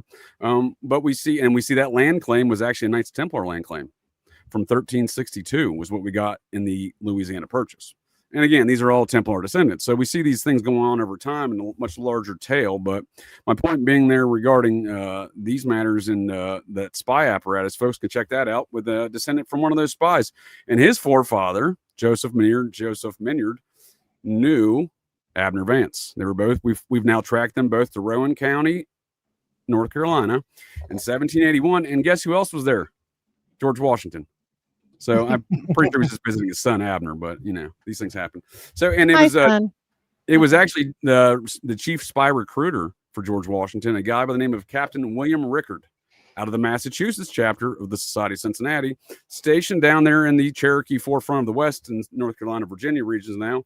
And he recruited Brad Minyard's forefather, and he knew Abner Vance, and Captain Rickard would be the Masonic. He would give the Masonic funeral rites at George Washington's funeral. And it was as a result of that one article. There was two. When I say anti-liberty faction, and this started from day one, I do mean it. There was two articles that published George Washington's funeral. Two newspapers in America published the president's death, and then one of the two mentions Captain Rickard, the Masonic funeral rites, and he was a member of the Society of the Cincinnati. And it was that article that caused Brad Minyard to contact me once he started looking into the Society of the Cincinnati. But folks can check that out around these matters of spy networks that, again, I don't have a membership card or a badge or anything, but according to all legends, Abner Vance served as a spy and a scout for George Washington. And the evidence suggests that when I find him with Daniel Boone in Rowan County, along with the chief spy, Captain Rickard, and this whole apparatus following around the Burr conspiracy before and after. So it is interesting when we look at these things, and Elias Boudinot was a big part of that. And then again, that's where the Mormons. So when we see what I'm getting at there is, I think y'all agree, the Mormons are big into the spook operations. Absolutely. And, we see where they get their onset. The society. We see this guy's a major figure in the onset of the spook operations in this country. So look no further, I would say. And the Templars are extremely important. For those that don't know, the Mormon Templar connection is gigantic. So, well, again, ma'am, Society of the Cincinnati offshoot. So there we go. We see that. Yep. We see the hierarchy there. We see the chronology of events. But on the notion of liberty and these Mormons in their nation of Deseret, what are your all's thoughts? Because again, I mean, I'll go ahead and foremost say I'm ardently opposed to ancient alien cargo cults. I'm not sure if y'all heard it in the theme song. They haunt the pale moonbeams. So they've caused a lot of problem in America, you ask me, and these concepts they try to force on society at large and their ancient alien cargo cult ideals. Right. So, you know, while I recognize liberty and I'm happy to let that be such, it's those moments when they start forcing that upon other people that I no longer call liberty, even if they try to themselves. Right. I mean, Well, let's start if with you, somebody's ma'am. choosing Yes, your ma'am. underwear for you, is that really freedom? I don't know. I knew you'd have a great response. That is an right. excellent excellent retort. And Yes, speaking of magic underwear, I still own mine. I didn't officially I quit going. I quiet quit. You know, but I often joke that my Mormon underwear protects me from most knife attacks, most gunfire, and some nuclear blasts. So mine are definitely not anywhere. Yeah, no, I'm out on that. Might want to have a pair on deck. Now, I used to joke around as I was deployed with a bunch of folks, a bunch of Mormon, out of Salt Lake City. I got deployed to Iraqistan with the Mormon Security Forces unit out of SLC Airport there, the National Guard unit, and I used to. They enjoyed they all called me the Exmo, so they enjoyed my Mormon humor. Most of them did, but I would often joke about the underwear business. But yeah, and that was a great. Now I really appreciate that was a great response. But what on above that though, you live in the city, you live in the nation of Deseret. You and Jacob J. both, so you have some interesting viewpoints, I'm sure. The freedom here is different than it would be, I think, almost anywhere else. I mean, we all know that this is ran by Mormons, whether they say it is or isn't. And even the ones that don't appear to be Mormons, we look a little bit deeper and they are pseudo-Mormons or Society of Cincinnati, or their brothers somehow, some way. And I think that makes it really hard to be here as a person that not just is a quiet leaver. I'm not a quiet leaver. I'm a noisy person that, is annoying about this because I don't feel like they tell the truth. My problem isn't with the Mormons. My problem's with the truth. My problem is they're initiating people into Mystery Babylon and they have zero idea what they're doing. And I just think that's wrong. Yeah, I think you should have the right to know. Even if you're going to pledge to be a Freemason or something, you've heard the stories like, oh, you're going to be hoodwinked. Oh, you don't get any of that when you're going to be a Mormon and go through the temple. So, I think it's unfair, and I think they're using people. And I actually heard just recently that they changed the temple ceremony down to an hour long. You no longer have to memorize anything, and it's all done on cards for you. Why would they do that? Because that is not for you anymore. Now they're not even bothering to initiate the uninitiated. They're just using you for a cover. You are the porch Masons.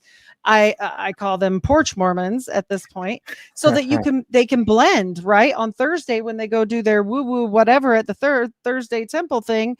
It looks normal because everybody's there every other day too. You guys do Thursdays? I didn't get the No, newsletter. I don't know. I just picked today.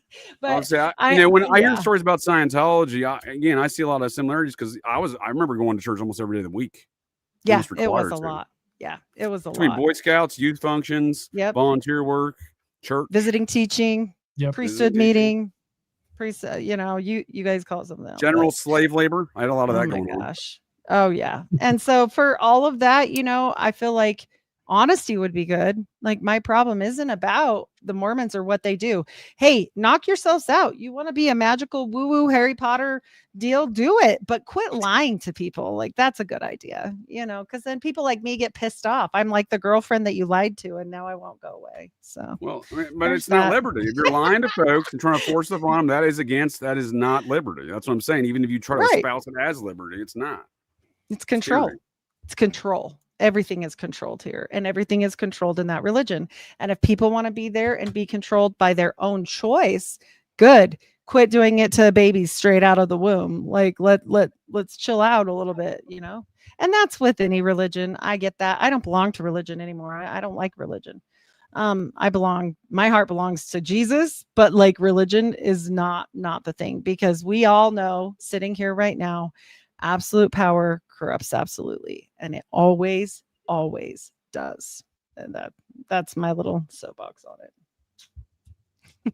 Yeah, so my issue. Thank you, man. That's some great comments. And yes, sir, I would you're a man of formerly of a libertarian party and lots of ideas on liberty, generally speaking, and you live in the nation of Deseret, sir. Yeah, so watch your six. There's laser beams everywhere. I'm still technically involved with the Libertarian Party. I actually run communications for him. But I'm definitely not I did as not know involved that. as I I did not was. know that, sir.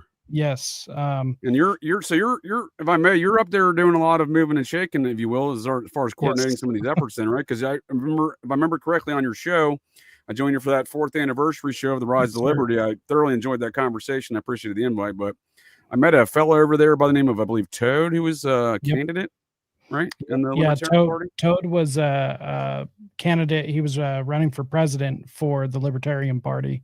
Yeah, you all were describing like some circumstances where he was involved in an actual debate. Oh yeah. He actually went to several different debates across the country and absolutely killed it. He was the best candidate ever. The last time libertarians ran a candidate, the comedian Dave Smith was actually slotted to be the presidential candidate to go up against Trump and everything. And there was a lot of people in his corner that were excited for that.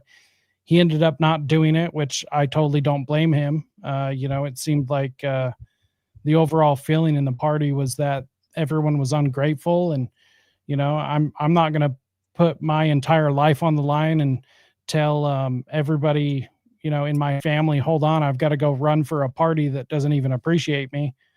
So it was just. That's a great point, because didn't they elect a gay furry as their presidential candidate? Yeah, pretty much. Ah, I mean, he wasn't a Again, furry, not exactly as what I far would as call know. liberty. These are not the values I would fight for. Freedom of speech, freedom of religion, that's Right. great, but not gay furriness. You know what I mean? Right. And so the problem with the Libertarian Party largely is that it's not a left-wing ideology, at least in any sense of the definition of the modern left versus right. It's more traditional left, a more traditional liberal. But that's nowhere near the current definition of right versus left today. So by today's standards, it would be way more of a far right ideology. But I mean, as far as like here in Utah, I mean, it's interesting. The church definitely does control things, but it's the same thing as the Catholic Church in Boston. So it's not.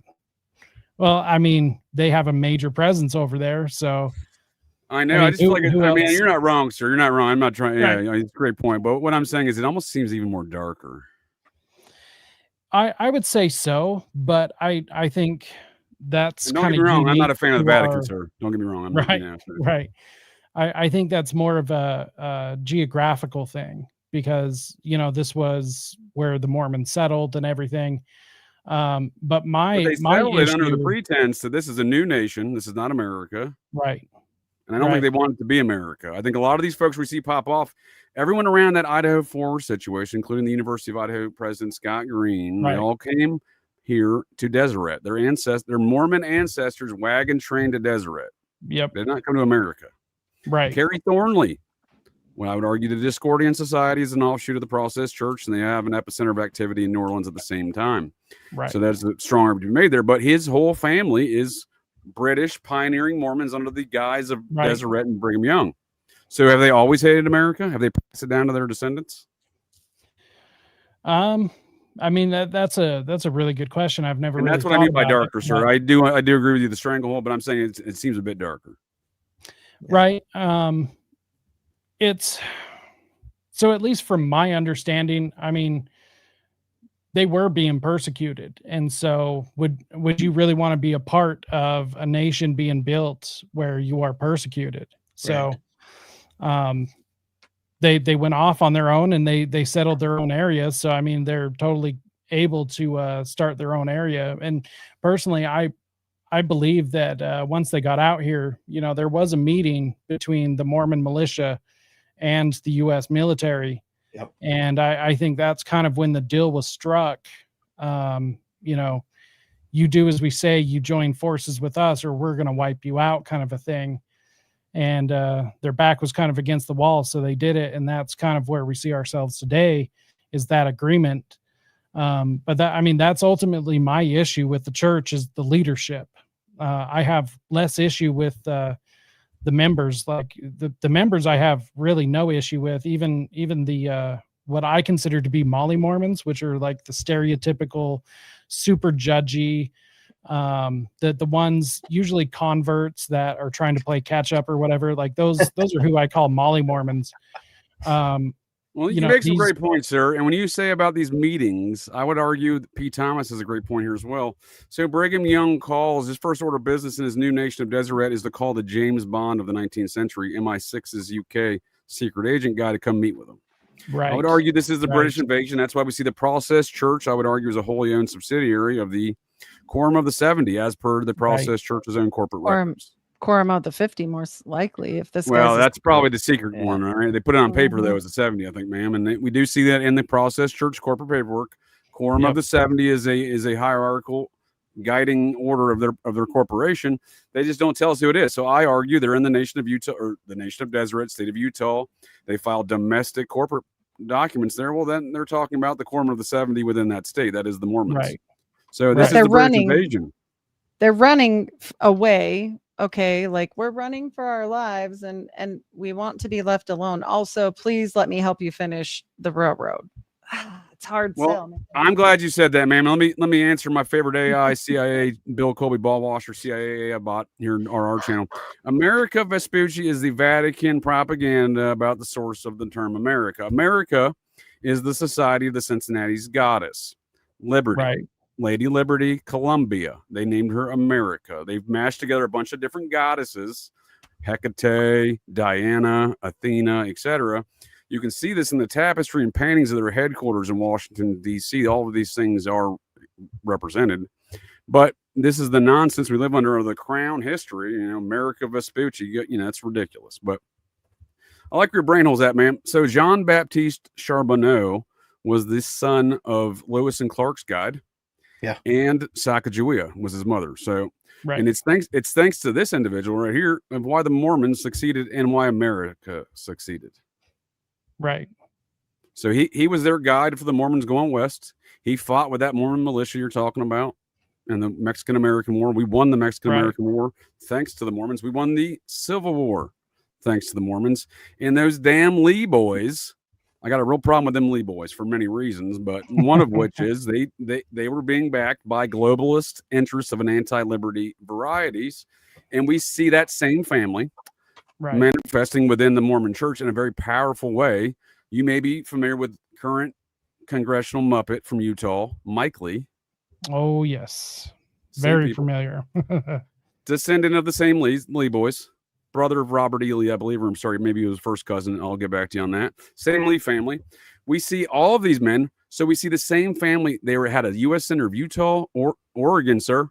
BT Wallace, sir. His first cousin was there in Oregon at the same time. Arizona, Nevada. We see these Mormon Lee family ruling shit. Right. Right. Well, and I mean, technically, you haven't even brought in Porter Rockwell into any of this. Well, I mean, you want to start getting into some interesting history. I mean, the Rockwell family. We can dive there next. That's a great point, but we can also see the power here. The Lee family was the Solicitor General. The person that argued Supreme Court cases on behalf of the United States for Ronald Reagan was a member of this Lee family. Again, it's the same family. So it's the Udall Hunt Lee family. Right. Right. Well, and I don't know about you guys, but this all makes sense to me because if they come out here to establish their new location, of course, they're going to want the Transcontinental Railroad to end here because then that actually gives them power over their new domain. The sugar company. You got to look into the sugar company and then the Rotary Club and then, the John Birch Society and then it's all connected. They never ran from anything. I would argue you are making some great points. These are the manifestations of that anti-liberty versus liberty factions of the Society of the Cincinnati. And if you don't mind, ma'am, I'm just sharing a couple of those DMs I was sending you on this topic. So I got lost in a rabbit hole and I spent about 3 hours and I sent Heidi a couple messages. And again, it goes, of course, it goes back to the Society of Cincinnati. So I started tracking them Lee boys, and sure as shit, who do I find? Captain Samuel Vance, Pennsylvania chapter of the Society of the Cincinnati. In fact, they're deeply involved in that whole Lee Udall family, and they're deeply Mormons. In fact, one of those Mormons, in fact, I presume the hereditary member of that line from Captain Samuel Vance, that dude's wife was the records clerk for Latah County, Idaho for the last 27 years. She just recently retired. Interesting. So, talk Is this about like Muppet HQ. Lee, as in you know, like Robert E. Lee, yes, ma'am. Those sons of Okay. bitches. So, you know, the Templars are involved with Robert E. Lee in Canada. This whole thing gets really weird, but they were actually involved.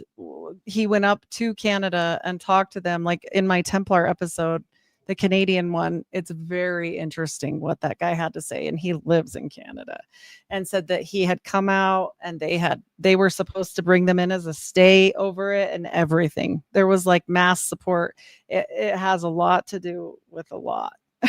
Oh, I think we're chiseling away over time here, man. Again, getting closer to the actual circumstances at hand. So we see these folks here. The Udalls came from England during Brigham Young, pioneering the Deseret. They settle in Kanab, Utah, the British invasion capital of Utah. Seems with the Hamblins as well, right? And again, we find Captain Samuel Vance, right? We find the Lee boys. I got a lot of problem with them Lee boys. You got a lot of beef. So I'm just saying there's a repeating pattern of behavior here. And this man right here, this Lee boy, was the forefather of those element of the Mormon Lee boys. And two of his plural wives were Samuel Vance's daughters. Daughter or granddaughter. One was I think he married a daughter and a granddaughter. I mean, you know, what's new, right? Right. Now, this guy was a major figure in the Mountain Meadows Massacre. And I'm sure Jacob J. and Heidi know precisely what I'm talking about. Very familiar. In regards to this. Can y'all provide the folks of the interwebs a quick backstory on this? And I don't know were you aware that Robert E. Lee's it's either his grandnephew or grandson, I gotta get back to you on that in a moment, was the main figure in this? No. I actually did not know that. John D. Lee and his wife's of Clan Vance, not my Vance. So Captain Samuel Vance would on paper would be Abner Vance's first cousin. If Abner Vance was interesting. Let's see, what does Wikipedia have to say about the Mountain source Meadows of all information on the interweb, sir? The Mountain Meadows Massacre occurs September 7th to 11th, 1857. So this is in the years leading up to the Civil War. Again, the Mormons helped the Union win that against the Lee boys, who were part of the South. I'm just painting out the sides of this dispute. Right. So, and again, it's the same dispute we see manifest in the Civil War, which again, the Society of Cincinnati. So the South Carolina, if I may real quick, the South Carolina chapter of the Society of Cincinnati quits. They didn't quite quit either. They quit April of 1860. Then we see the Civil War start in April of 1861 in Charleston, South Carolina. So those things are not by coincidence. I think it was Desert Rain said it did happen on September 11th. They give this weird little grouping of days. No, it was on September 11th. Yeah. Where the actual massacre part. What went down here? Okay, we've done this before with the Smiths and the Tea Party, but for a different reason this time. They, dressed up as Native Americans as well as involved Native Americans to go and basically assassinate this party, the Baker Fancher party that's going through. And all they wanted to do was go through. But there was rumor that there was a lot of people that found out they were pretty rich. And they killed as many people as they could, and they had the Native Americans kill any children that look like they might be a little bit young, because if you kill someone that's innocent, which the only people that are innocent that are not Mormon are children under the age of 8. So that's why they brought the Native Americans in with them, because they didn't want to lose their second anointing. That's literally why they're there. So the anointing. Yeah. That's the only thing that could make you really lose it, is killing an innocent and being apostate. Right. Yeah, they don't like them, me. do they? Yeah, don't be like me, right? So isn't it interesting that, essentially this did occur on the anniversary of Charlie Kirk's dies on the anniversary of this event. Correct. Yep. Well, and that's why I didn't talk about this for 3 days at least, because they were charging the house with this. There are dark factions involved in certain things, and that was a very dark charged ritual that I refused to speak about for 3 days, other than I said to pray, because Yeah. No, that's a great point, ma'am. I'm glad you said that because I think there's just too much speculation going on across the board on the topic. Right. So I don't know about you, but I kind of felt like with Erica Kirk sharing those pictures from the funeral and everything, I totally felt that like that was Feels a bit psyopy. I felt like it was a humiliation ritual. Because I mean, 3 days before the assassination happened, Jezebel, like a feminist, rag, came out and said that they paid some Etsy witches to curse Charlie Oh, Kirk. I saw that. I Right. saw Yeah. that. Yeah, that was a thing. And I agree. There's definitely some dark, unseen forces at play in all of this.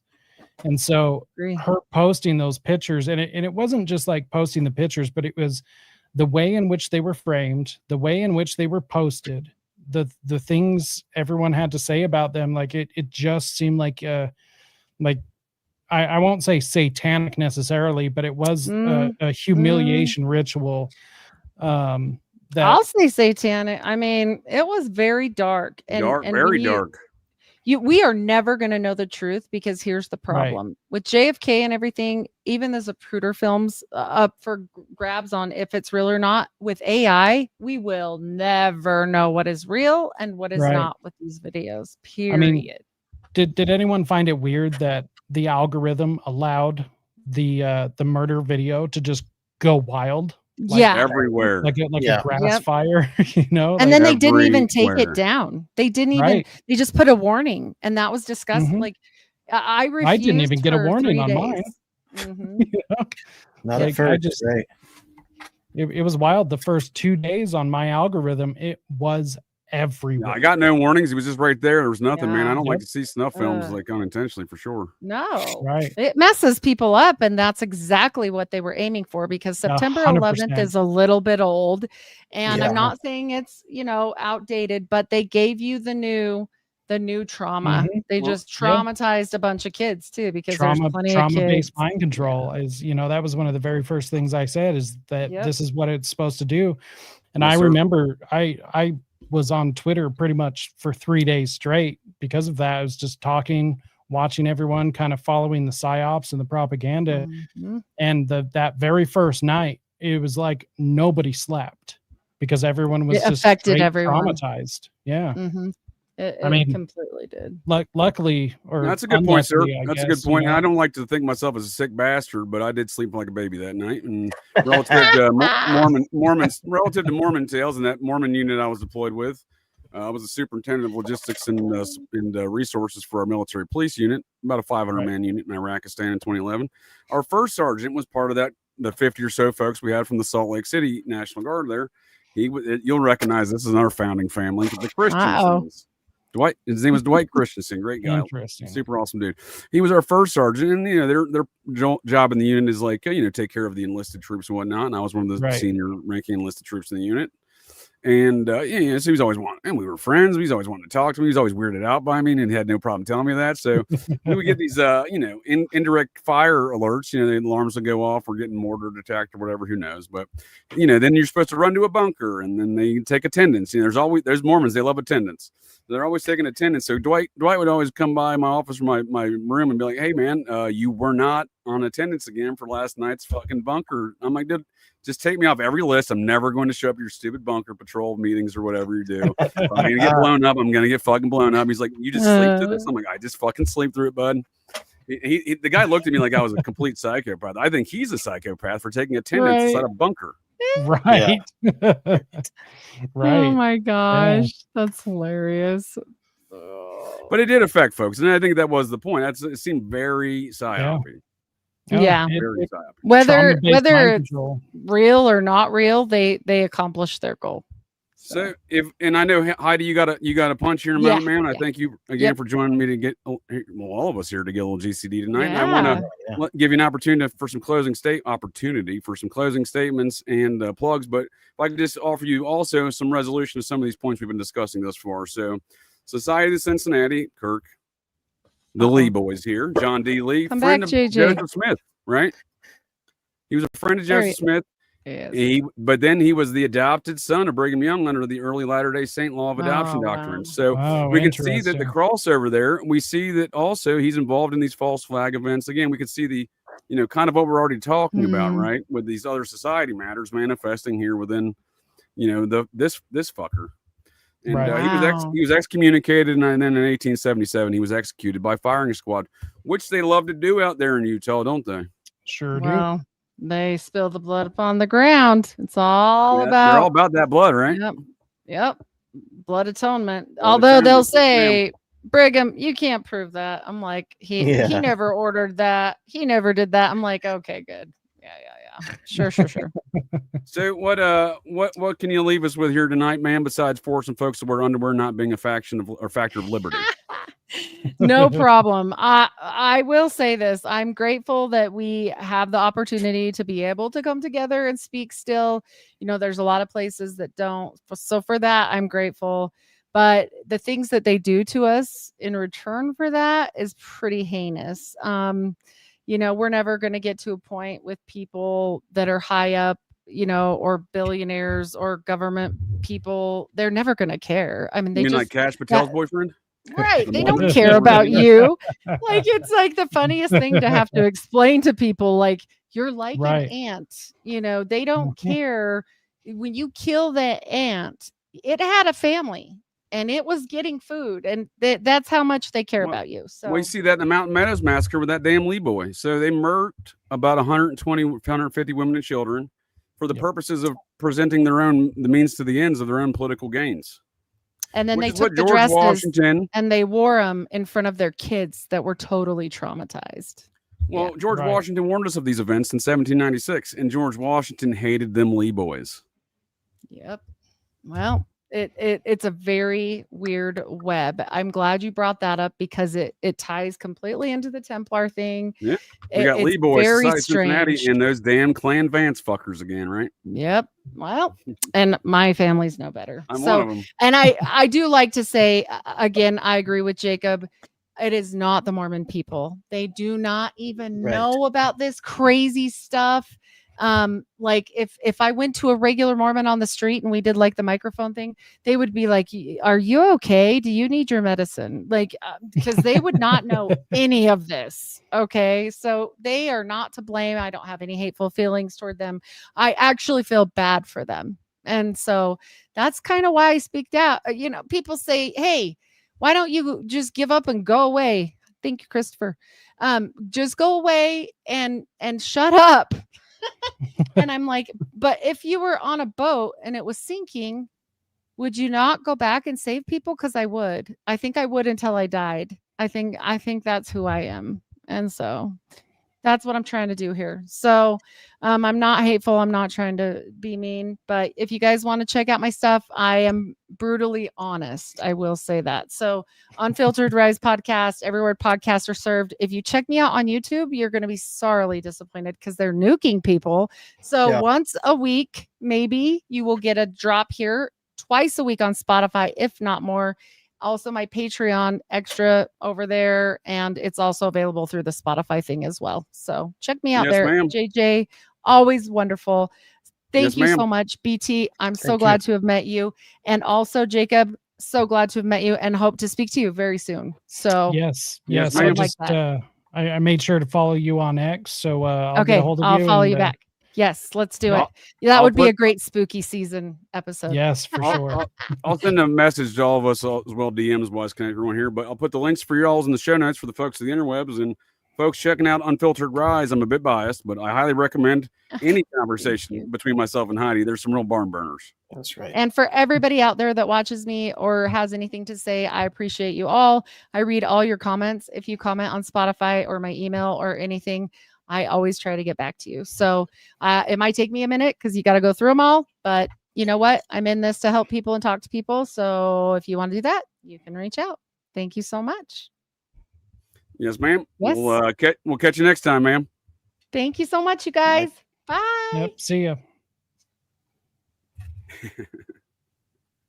I guess I could have helped her off and taken her off the screen while she was searching for it. Too funny otherwise. Right. No, I always enjoy conversations with Heidi. We are distant kinfolk there, not only through that John Lothrop fella, but it is again a case of a lot of Mormon families are very much interrelated, and all of these society families are interrelated. Again, Charlie Kirk is both a Monroe and a Kirk, two different society families. And those aren't his only ones there. So and we've spoken a lot about the Mormon stuff, and if you gents have some more time, we'll be bringing this thing for a close from here in about 45 minutes, if that sounds good. I'm actually going to cut out now. It's getting late for me. There you go, sir. Well, I was going to say you're welcome to cut out as well, and Jacob J, you're also welcome to cut out. I'm going to force you to stay for a little bit longer. I'm good to go. Hostage wise. Later, everybody. Thank you. Hey, good BT Wallace, sir. Please provide any plugs or closing comments. All right, True the Shadow podcast. I'm on every pod slinger there is. YouTube. Most of the time on YouTube, unless I post something that YouTube doesn't like, which is rare. But find me anywhere you want. True the Shadow podcast. Good night, JJ.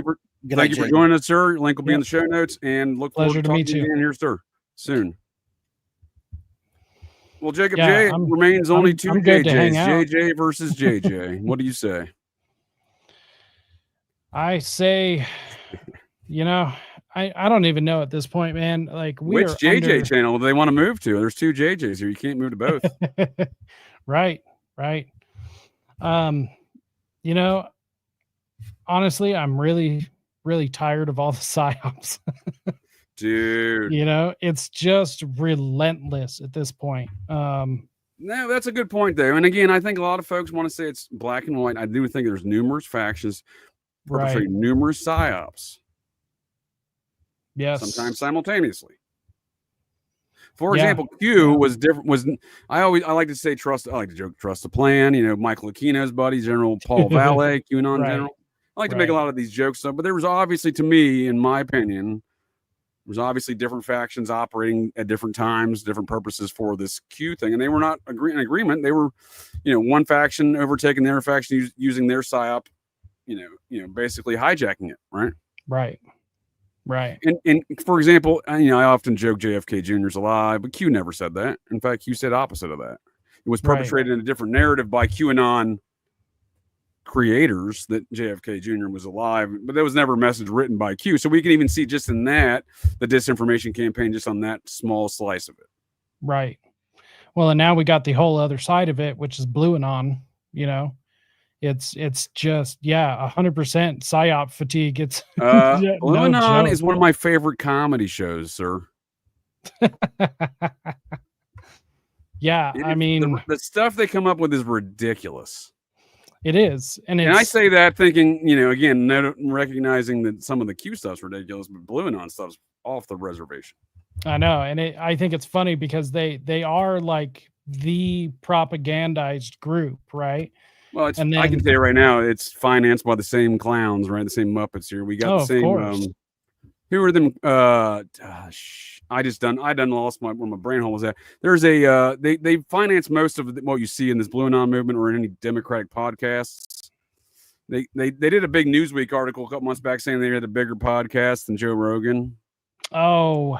I want to call them the Goldsteins, but I feel like that's just too anti-Semitic of me. You know what I'm talking about, right? They're the ones behind. Whenever you see these major movements, there's always a PR company behind it. There's always a marketing team. You remember them dead babies from the Desert Storm? Well, maybe a little bit before your time. Yes, I do. The lady, the Kuwait nurse, as she claimed, testified in the hallowed halls of U.S. Congress, saying she was a nurse in Kuwait and watched Iraqi army soldiers of Saddam Hussein spike babies on the ground. And all I can hear in my brain hole right now is Nancy Grace saying, "Dead babies, dead babies." That lady's always saying dead babies, Nancy Grace. But at the root of it, that lady was not a nurse in Kuwait. She was the niece of the ambassador from Kuwait to the U.S., part of the Kuwaiti royal family. And there was a PR agency behind all of it, Hill Knowlton. So it goes without fail. Ever since then, ever since I realized that, I presume there's always a PR company behind it. Right.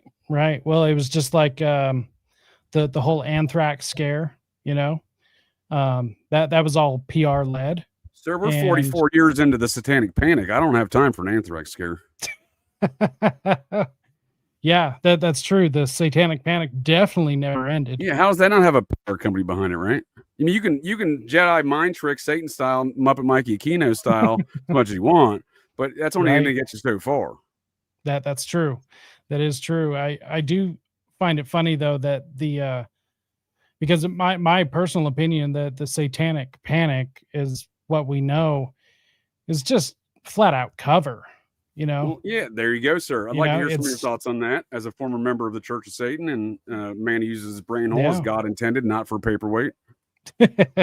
yeah, I mean it is just a way to kind of poison the well, you know, because Right. there was a lot of satanic crime and a lot of satanic murder, a lot of ritualistic murder going on at that time, and it was a way to just lean so far to that side of things that they made the absurd ridiculous, I guess.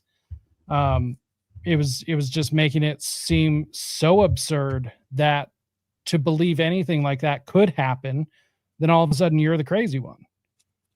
And it's like, so no, dude, you're right, telling- dude. And the propagandists, as I call them, the Nazi Satanist propagandists, they all read the Michael Aquino Nazi Satanist telemarketing script. The right, same talking points as recited by Aquino and verbally and written to authors like Dave McGowan in an email that he Right. did in 2001, and Dave McGowan published under Dialogue with the Devil. Yep. It's the same marketing script. And since Aquino's alleged death, at least, right? And him and his buddy, again, it's his co-author of Psyops of Mind War, General Paul Valle, who's been perpetrating Yep. the QAnon stuff on Fox News. He's on that Turning Point USA advisory Yep. board, and Yes, he, sir. that should be something to say about that right there. We see the propagandists also. So we see that's one kind of, as I call them, like you can call it a pillar in the Satanic Panic. Another Right. pillar in there is the propagandist, and another pillar is the they're adding the QAnon Pizzagate stuff to all of the Satanic Right. Panic.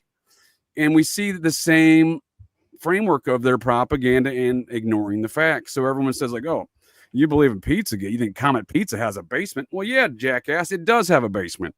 I know Right. that because the actual owner, that secret Rothschild fella, he's a Rothschild, by the way, James Alefantis, he said he had a basement. Right. So, Right. Well, and but just look at that is the nature of the evolution of it. It's the same Right. propaganda campaign, just a couple, they just add the new shit, right? Right. Well, and I mean, they kind of spun it off onto the heavy metal side of things. They were just like, oh, it's just a bunch of heavy metal. And dude, Well, I am a started that. metal fan through and through. Right.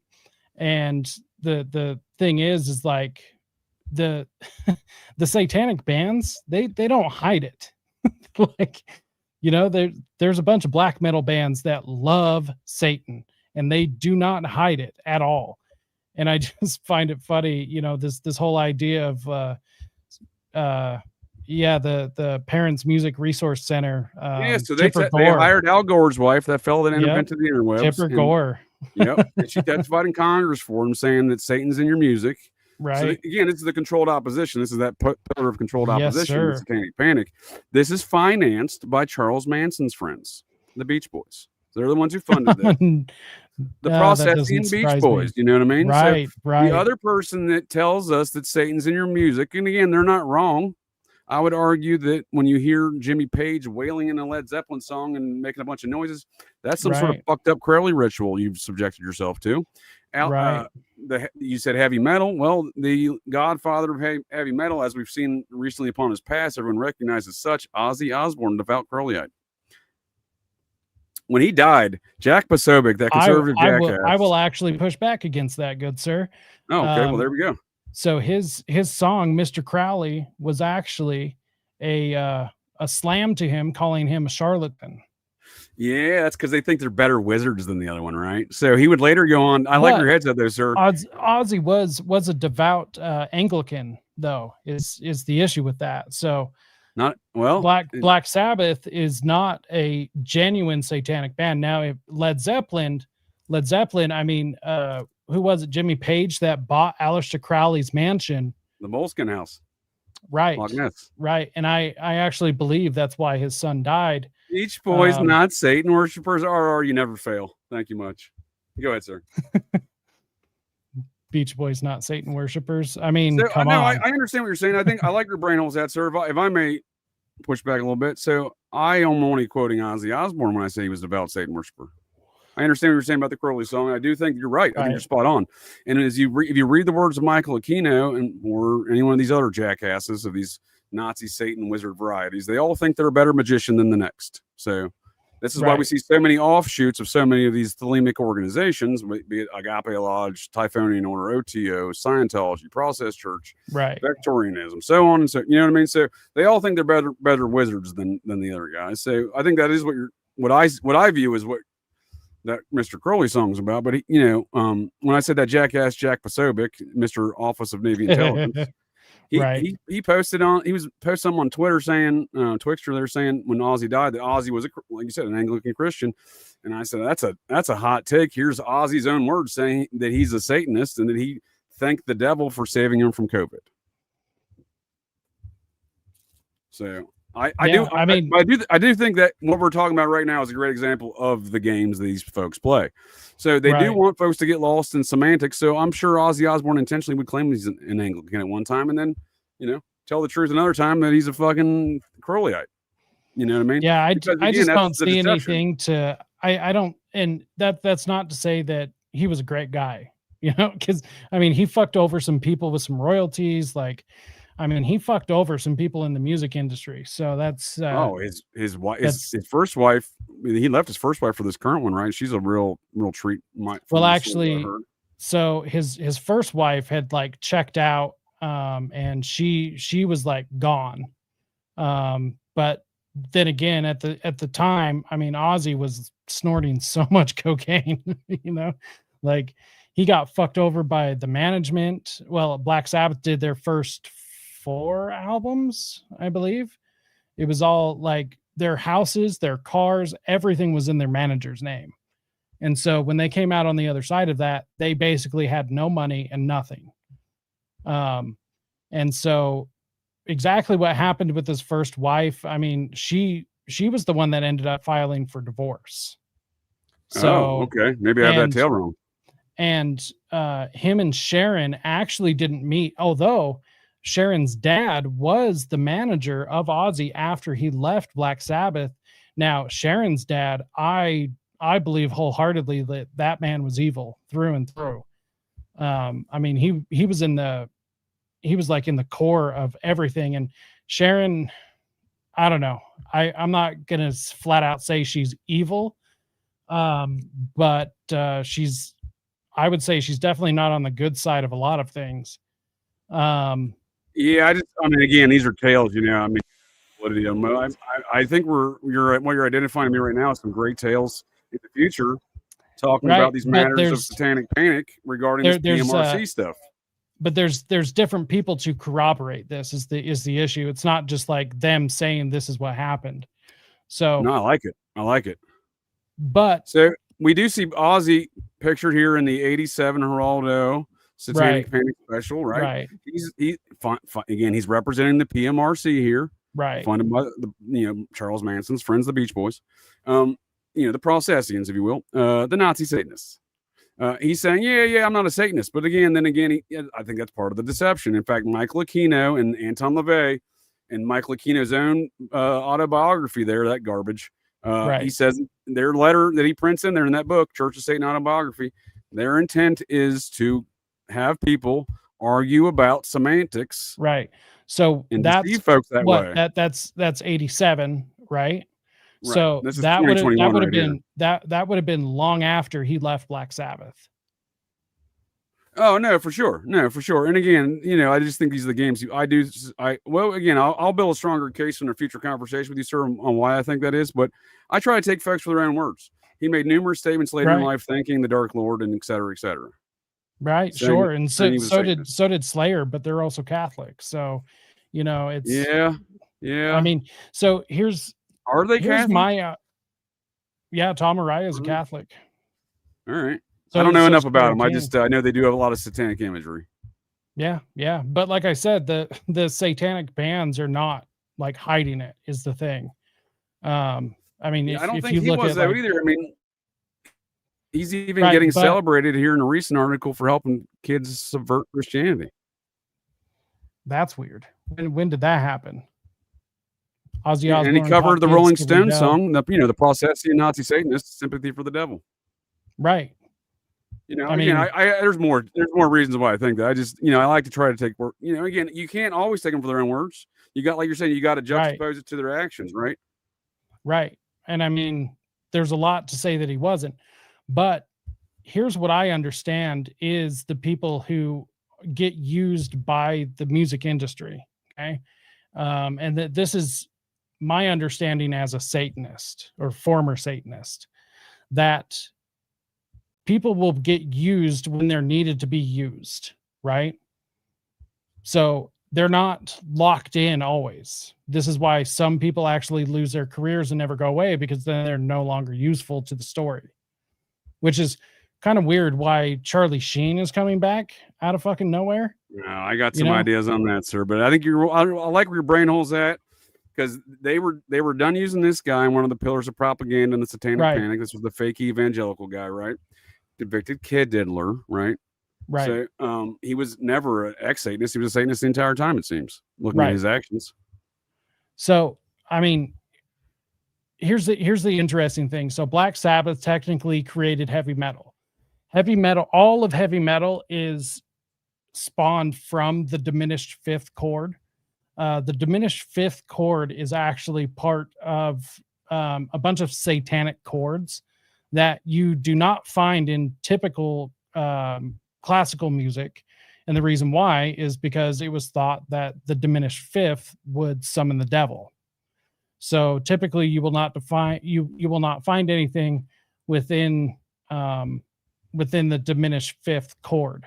So their very first song, Black Sabbath, their title song, is actually written in the diminished fifth. You can actually see what's called the Devil's Tuning Fork is actually the logo for Judas Priest, another longtime British heavy metal band that came out around the same time. So there's some actual like science, if you will, behind some of the notions of these ideas. Yeah, there is. Interesting. I'm not a musician, sir, so this is all very new to me. I like See, it. My other hobby is heavy metal history. So that's where I get a lot of this. But we do see a lot of occultism throughout all music, not just rock and roll, though. I mean, Garth Brooks is a serial killer, apparently. We got see that I actually kind of believe. I do too, actually. There's a lot of dark shit in country music, I think. Right. So and speaking about smiley face killer victims, Riley Strain 2 years ago was last seen at Garth Brooks bar in Nashville. It was the second to last stop. Yep. Huh. He often gets blamed. He got thrown out of Luke Bryan's bar, but the moment he walked in, his stop before that was Garth Brooks' bar. So, well, and when he bought his house just right outside of Nashville, there was a bunch of people that started disappearing. So I've seen some of those numbers, dude. It is alarming. It brings us the question: what the fuck's going on here, really? Right. And I find it kind of odd that Tom Segura kind of brought that up as a joke. And did he? Segura, are we talking about warring secret society wizards again? Because here's the deal. I would argue that Tom Segura falls within that kind of weird scenes profile. No, I was actually just going to say that I think Tom Segura himself is amongst some really spooky people. Got a lot of smiley face killer victims in Austin, Texas, sir. Yes, sir. Well, that could have been led by a lot of people. Well, but it's the early onset of this mothership invasion, if you will, of comedians. Yes. And I found the name of that comedy club very interesting. The Mothership. Well, he's an ancient alien cargo cultist. He's surrounded by them. I'm not going to say he's processing. Some folks claim he's the illegitimate son, the bastard child of Anton LaVey. He was hired as the entertainment for LaVey's grandson's wedding. I did hear that. Well, and I mean, he is spooky. I mean, look, he has Chet Baker on his show all the time.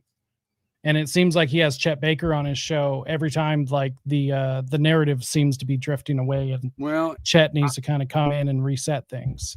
You're making some great points there. I break things down on, again, GCD, greatest common denominator, and he surrounds himself and espouses the ideals of the process church of the final judgment. Yeah, you were not wrong. Well, and he's pushed a lot of mind control stuff too. You know, the isolation chambers and psychedelics, of course. Yes, sir. There you go. Brought to us by the Skull and Bones folks there, and the folks of the Council on Foreign Relations, mushrooms and LSD. What a great time. Yes, sir. And I saw some comments about the Grateful Dead there in Shepherd Gore. Well, yeah, the Grateful Dead's a CIA Tavistock operation. Yeah, literally the whole reason the band exists was to just like disperse LSD. To market the LSD, yes, sir. So the founder of the Tavistock, Alan Trist or Eric Trist, I always get them mixed up. Alan Trist. We'll go with it. Eric Trist. Alan Trist.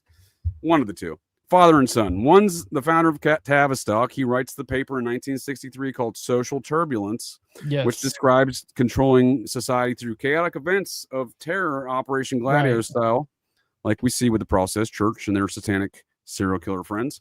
And we see that Trist invades America with the Process at the very same time. He goes to UCLA, though, and he sets up the early machinations for Lewis, Jolly, and West to then come here a short time later for the MK Ultra stuff. So there's an offshoot of Tavistock, MK Ultra, that a lot of folks don't like to recognize. And his son was the Grateful Dead Music Publishing Company's president and best friend of Jerry Garcia. And again, when we're talking occultism, they were the warlocks before they decided to read or at least cite the Egyptian Book of the Dead and call themselves the Grateful Dead. Right. Which also the manager of the Grateful Dead ended up being Courtney Love's dad. Hank Harrison. Yes, sir. Who is his daddy and what does he do, sir? His dad I've actually never looked into. So I will tell you right now why Hank Harrison found himself in the CIA, because he is of the Virginia Harrison family. One of the his forefathers, a founding father of America. Jeez. They really are all connected, aren't they? I do say these things and oftentimes in jest because I like to joke, but they are, sir. Yes, indeed. Right. And that doesn't surprise me. But I mean, considering what he said about his daughter, supposedly not supposedly, I would say it's pretty well established at this point that she was the 90s version of Yoko Ono. And because Yoko actually came from a affluent family to come and run LSD to John Lennon. That's right, sir. It was her and John Lennon, or her and I can't remember who else, who got John back into doing LSD after he had quit because he didn't want to do it anymore. He didn't like it. And then Yoko. You know where they met? John and Yoko? No. The Indica Lounge of the Process Church of the Final Judgment in the Mayfair district of London, owned by Peter Asher, a man connected to the Diddy scandal. He's a major executive in music, in the cousin of the founding member of the Process Church, Jane Asher. Right. Jane Asher was his sister, Paul McCartney's girlfriend. Their first cousin, Asher, recently passed away in Kanab, Utah, as a founding member of the Process Church of the Final Judgment. Right. Yeah, she was the last one to pass away, wasn't she? There's still a couple more alive. I think Gregory Castle just passed in May. Well, I'm meaning like she was she was last, one of the more recent. Yes, I believe. The most recent. We got a few more of those Muppets alive, and hopefully not well, but yeah, no kidding. So there was a man that very first, the man that gave George Harrison, John Lennon, and it wasn't Paul McCartney, I don't think. I think it was Ringo, because they were going to meet up with Paul later that night, but it was the very first time they tried LSD. He was one of Sidney Gottlieb's friends, and he went over to England to pull in a lot of the rock stars to LSD. Turns out he was also related to the Process. I can't remember his name. Typical. I know I have it. Are you familiar with the name Bouvier and the Vickers Gun Manufacturing Corporation? That name does sound familiar. So Anton LaVey's second wife wrote an autobiography for Anton. I'm not sure how that works out, but she did. Blanche Barton. She cites these early members of the Church of Satan, and one of which being Anton's mentor, which was this Bouvier fella who was the heir to the Vickers Gun Manufacturing Corporation. And Okay. his wife was an Astor, and she was first cousins with Satan Drayton Astor, Oh. whose daughter was a founding member of the Okay. Process Church, married to Timothy Right. Wiley. Wow. Interesting. These fuckers all know each other, sir. And speaking of Joe Right. Rogan and his Processian activities, you're familiar with Jeremy Corbell, that ancient alien cargo cultist who makes shit up in Congress? Oh, Well, yeah. before he was Oh, doing yeah. that, he was drawing weird photographs of Sharon Tate, or weird paintings of Sharon Tate in these weird art exhibitions. Sounds very No Processian. way. Yeah, Yeah, no you kidding. want to watch him do it? It's fucking creepy, dude. Yeah, of course.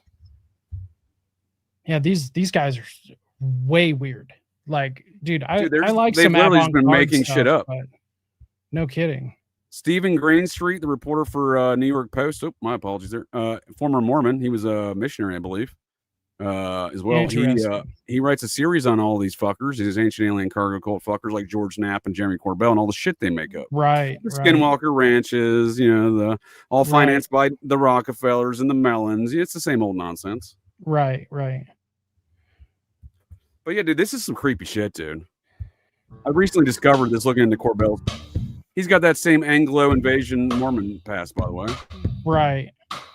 Well, and this is kind of what's frustrating to me is a lot of these people, I mean, just use like the Mormon church as cover, because who's going to question a Mormon? You know? Well, again, I also think there's a contingent of them. There's a British invasion aspect to it. Oh, for sure. The Deseret, not America, right? Right. Right. This is what I mean by painting. He's just throwing paint on actual other people's work. Right. It's fucking creepy, dude. Yeah. That's Yeah, what he was doing before that's all the alien strange. nonsense. Yeah, and I agree with that comment. By the way, all the UFO and alien stuff, it's a total cover. It's a total cover. I think it's used to be able to explain a lot of people coming out of the mind control stuff. You were talking about Kirk. I don't disagree, sir. You were talking about Cobain. Did you know that somehow, some way, Robert de Grimston, founder of the Process Church, was able to publish 15,000 copies of an op-ed in the New York Times somehow, got them printed and distributed. Nixon outlives Cobain. Sales of black flannel skyrocket. Robert de Grimston. Special to the New York Times. Wow. 15,000 copies of the New York Times were printed before they caught the inclusion of this article and had to stop the presses. I'll post a link here. He doesn't blame the process. He blames every other cult, Scientology, the National Security Council. That's interesting, Bob. Right. Why would Bob blame them? Interesting, right? No kidding. He's still alive and hopefully not well, living in Florida. Oh, I can't believe I couldn't think of this name. Robert Lashbrook. I don't know him. That's so by the mid 1960s, the CIA sent its MK Ultra deputy director Robert Lashbrook to its London station. Lashbrook had at least two key assignments. One was distributing human ecology fund grants in England to promote LSD there. Researchers famed writer A.E. Hotchner and a longtime editor of Ernest Hemingway's books said Lashbrook's other assignment was to have undercover agents give LSD to British musicians with and without their knowledge. Oh, that's so interesting. it was actually a dentist who dosed the Beatles the first time. You gotta be. Oh, dude, creepy fucking dentist, dude. Watch out for Yes. lasers and dentists, dude. I warned everybody last night on my Thursday show. Watch out for dentists and lasers. Yeah, it was a dentist who dosed the Beatles for the very first time. Charlie had I believe. Charlie had a weird dental friend who was a hypnotist and a Navy man.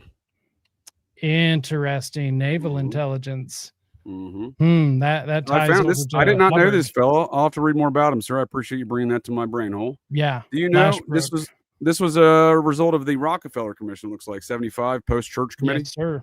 Yes, sir. Do you know? Yep. Do you know who's credited with bringing to light these matters of the LSD experimentation during that Rockefeller Commission?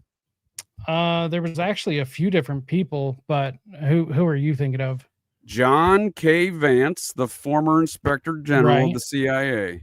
Right. Now, I would argue he fucking buried it, but they kind of celebrated as him bringing it to light. And I may add also, he's not my Vance. He is related. He is related and descended from that Captain Samuel Vance I was referring to before again with the Mormons. Interesting. Right. Well, and I mean that would actually make a lot of sense because I mean the church committee hearings was a complete and utter limited hangout. You know, it was Nelson Rockefeller, sir. Right. I mean, it's just a way for them to be able to say, yeah, you got us, but then them to keep it going on underground. Well, it's the same thing we see with the Satanic Panic. They're going to give you the controlled opposition. So we get Nelson Rockefeller, who, by the way, is Bill Colby operates under, Henry Kissinger, who's operating under Nelson Rockefeller. And we see Nelson Rockefeller. He orders 2 Manson girls in September of 75, apparently. I'm saying it's more, if you want to look for the blame, look to Nelson. He'd been trying to be president since 1947 when he was the U.S. Army intelligence officer assigned to the White House. Yep. No one, these are stories I got from bureaucrats in D.C. when I was briefly a bureaucrat. I was lieutenant colonel, civilian, equivalent at the Pentagon there, my managing money years of my career there.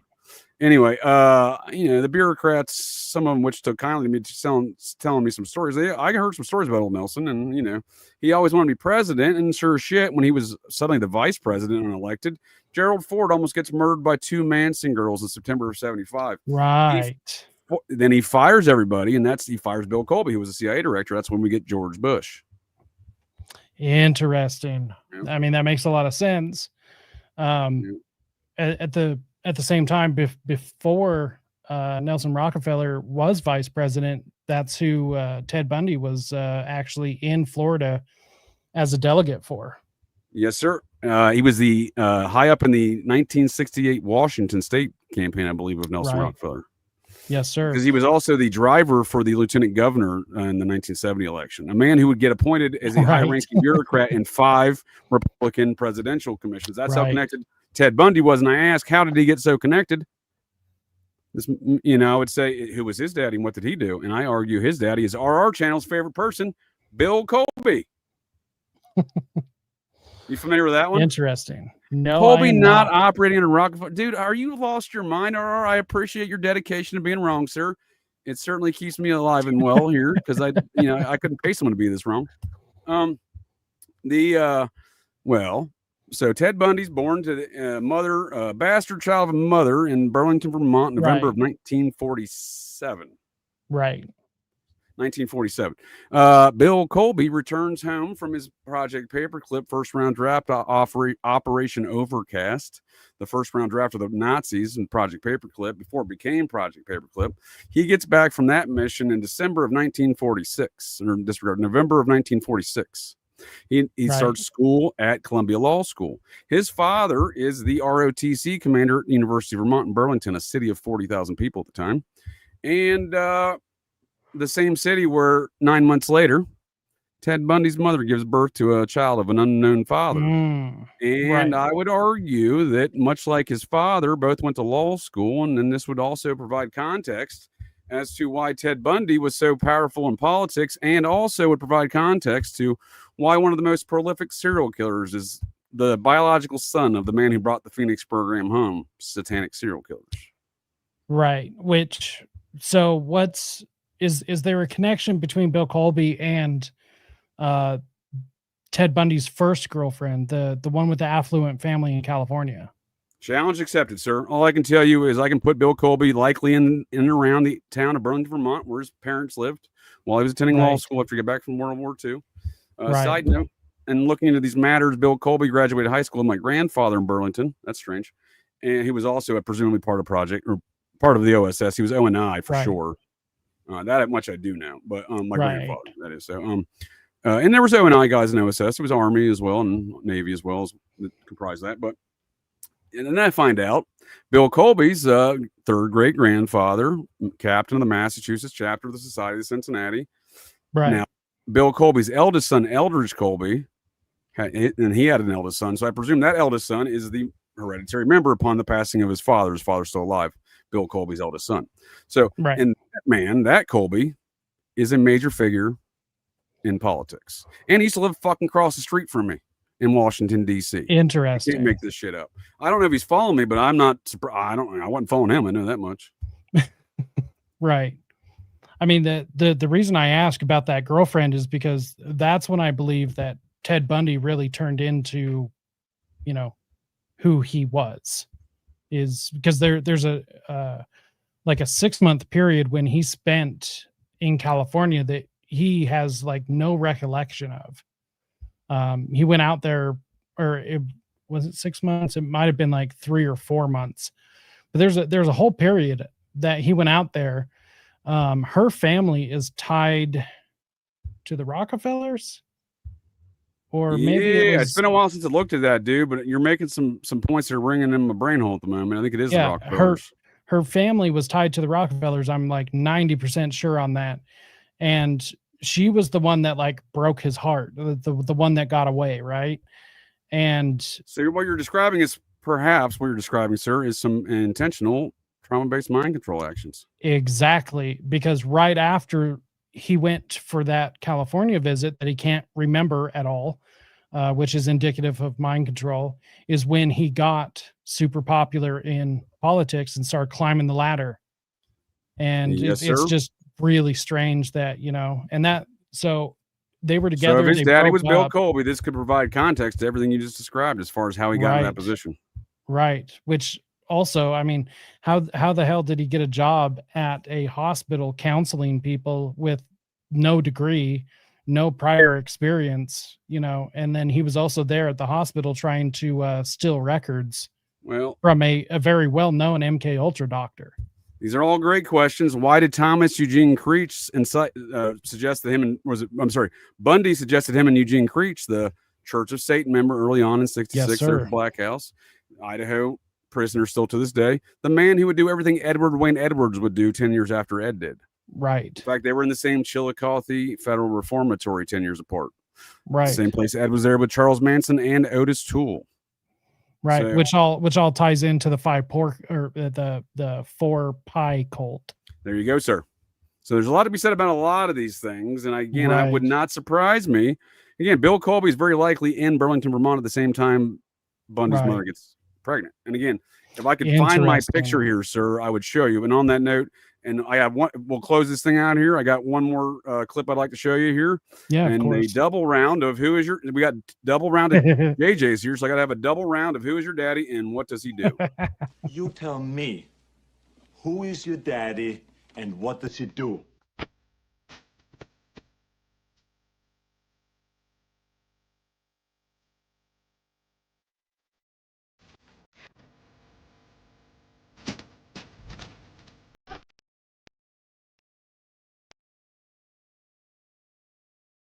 Do you want me to believe Jeffrey Epstein and his alleged brother Mark are biological brothers? You want me to believe a Right. 6'1", almost 6'2", 190-pound lean muscled man such as Jeffrey Epstein? I'm not gay or hitting on the guy. I'm just saying, calling it as I sees him. Right. Right. Again, reading witness statements from his original court case by his staff, he would work out 3 hours a day. And again, he looks pretty fit, even in his elder age.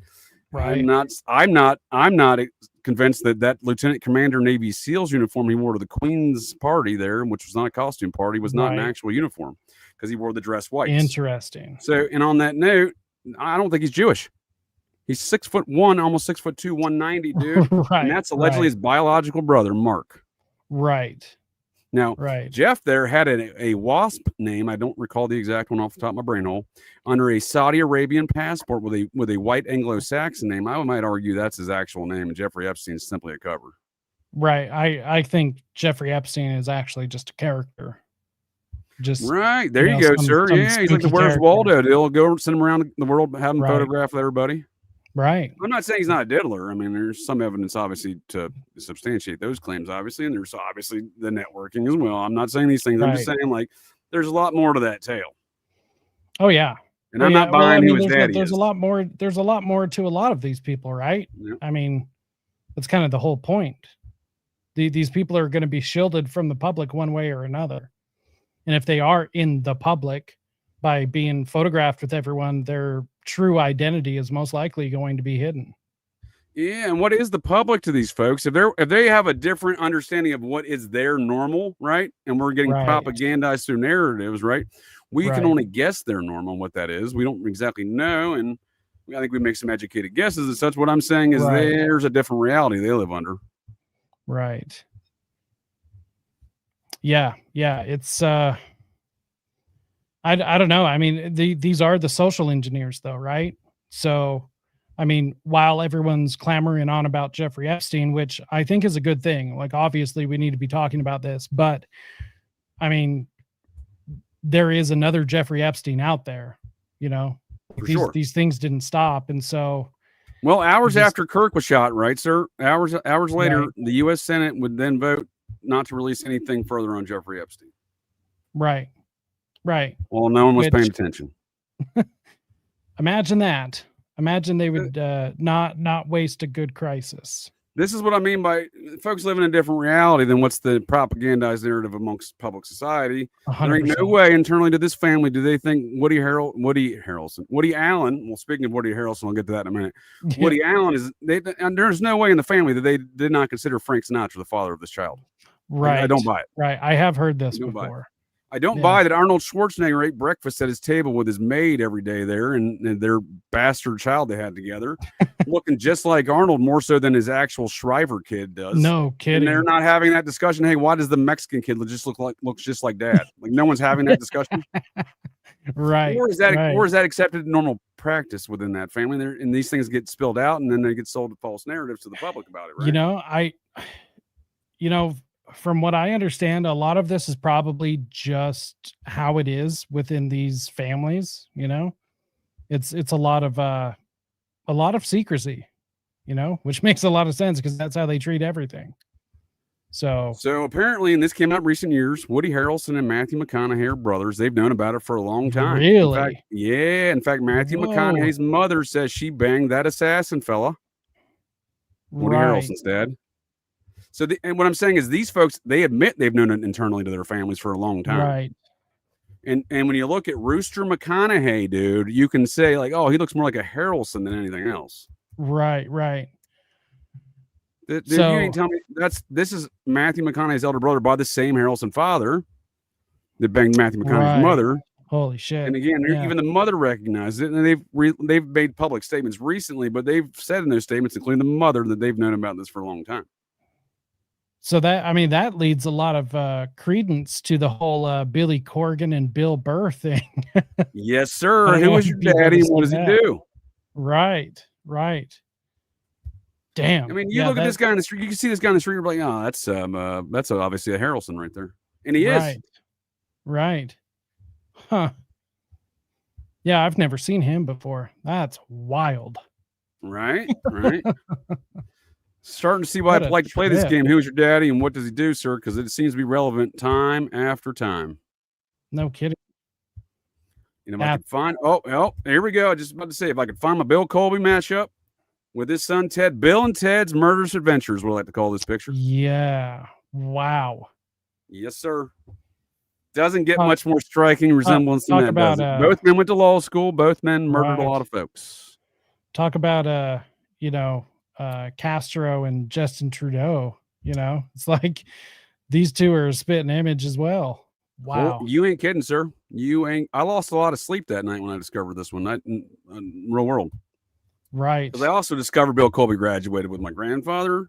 Vermont's my home away. It's my bootleg home state. I was born in Right. Connecticut, but I spent every summer of my life in Vermont. It's kind of my fortress of solitude, if you will, Right. during my military career. And I'm doing a show on Sunday. Israel Keys, the satanic serial killer, who knew the Kehoe brothers, who knew Timothy McVeigh, who was part of that Aryan Nations compound, a fundamentalist Mormon by childhood raisings.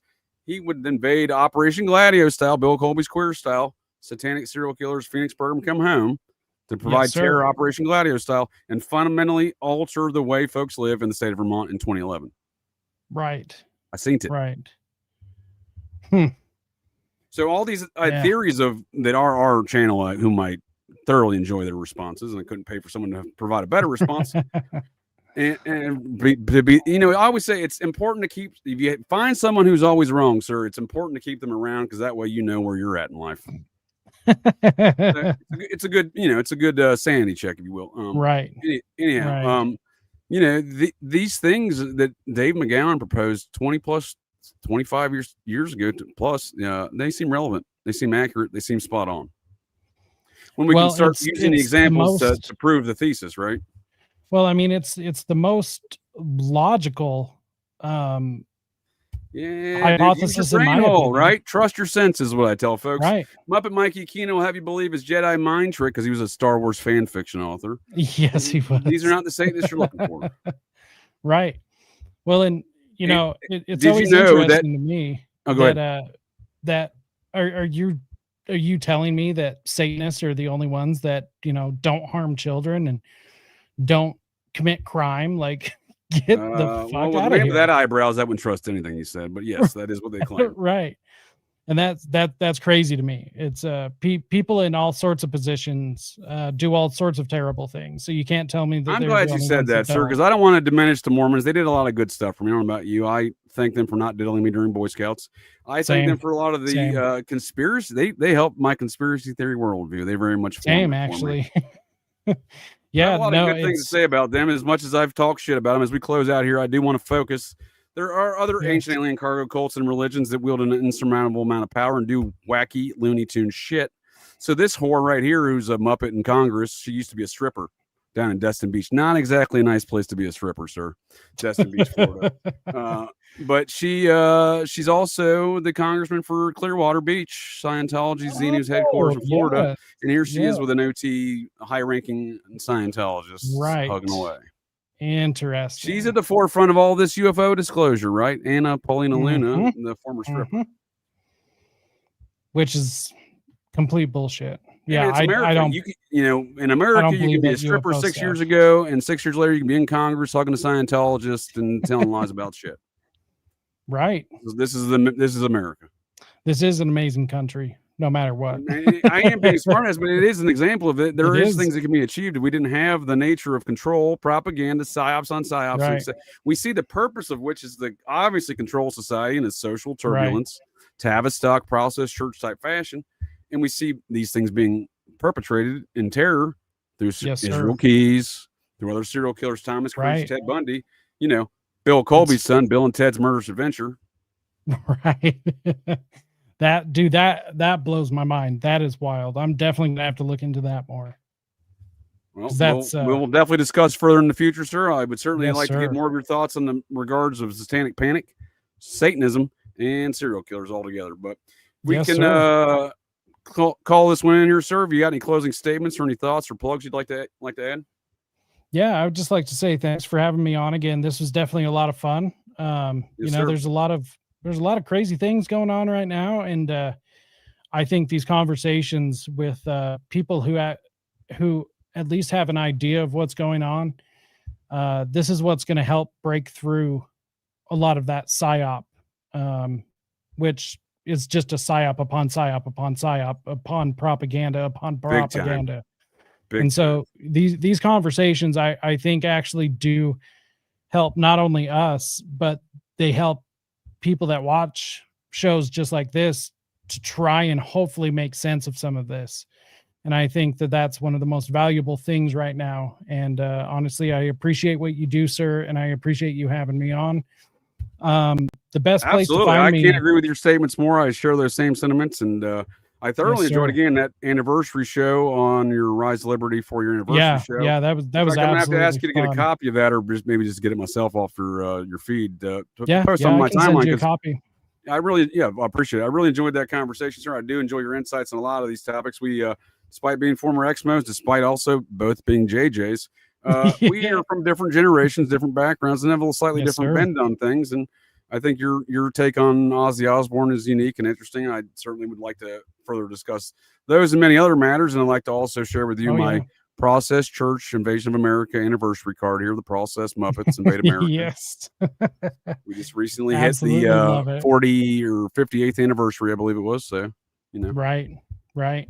Yeah. Anytime. Like I said, I have a wealth of knowledge of heavy metal history and Satanic Panic and all sorts of stuff. So yes, actually, that's and there's something to be said about that. With anyone can just go on the interwebs and see the sound that moves sand or anything else. So these Right. noises that are made in this music, when I say it's not just the lyrics, you're onto something, sir. I like where your brain was at, because that's the point I'm trying to make.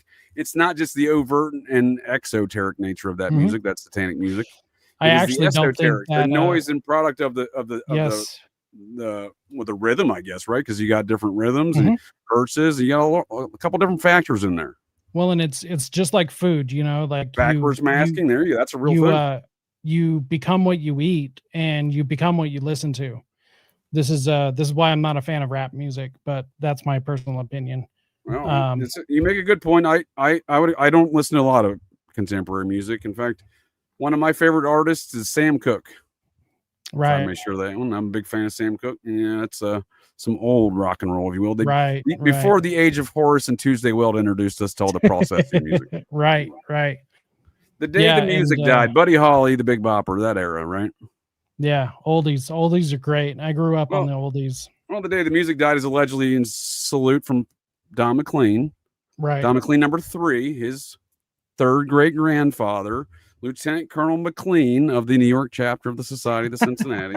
Just saying.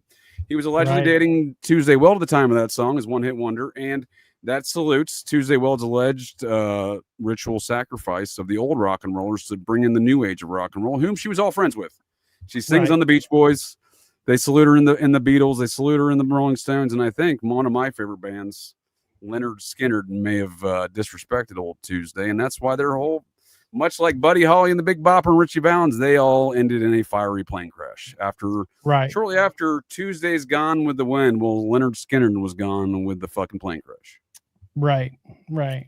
Yeah, we'll definitely have to get into that. That would be a fun conversation for sure, because yeah, like I said, I have a bunch of knowledge about that, and that was just something I've been into. You know, music was always a big thing for me growing up. So I think I held my first Judas Priest album when I was probably 9 years old.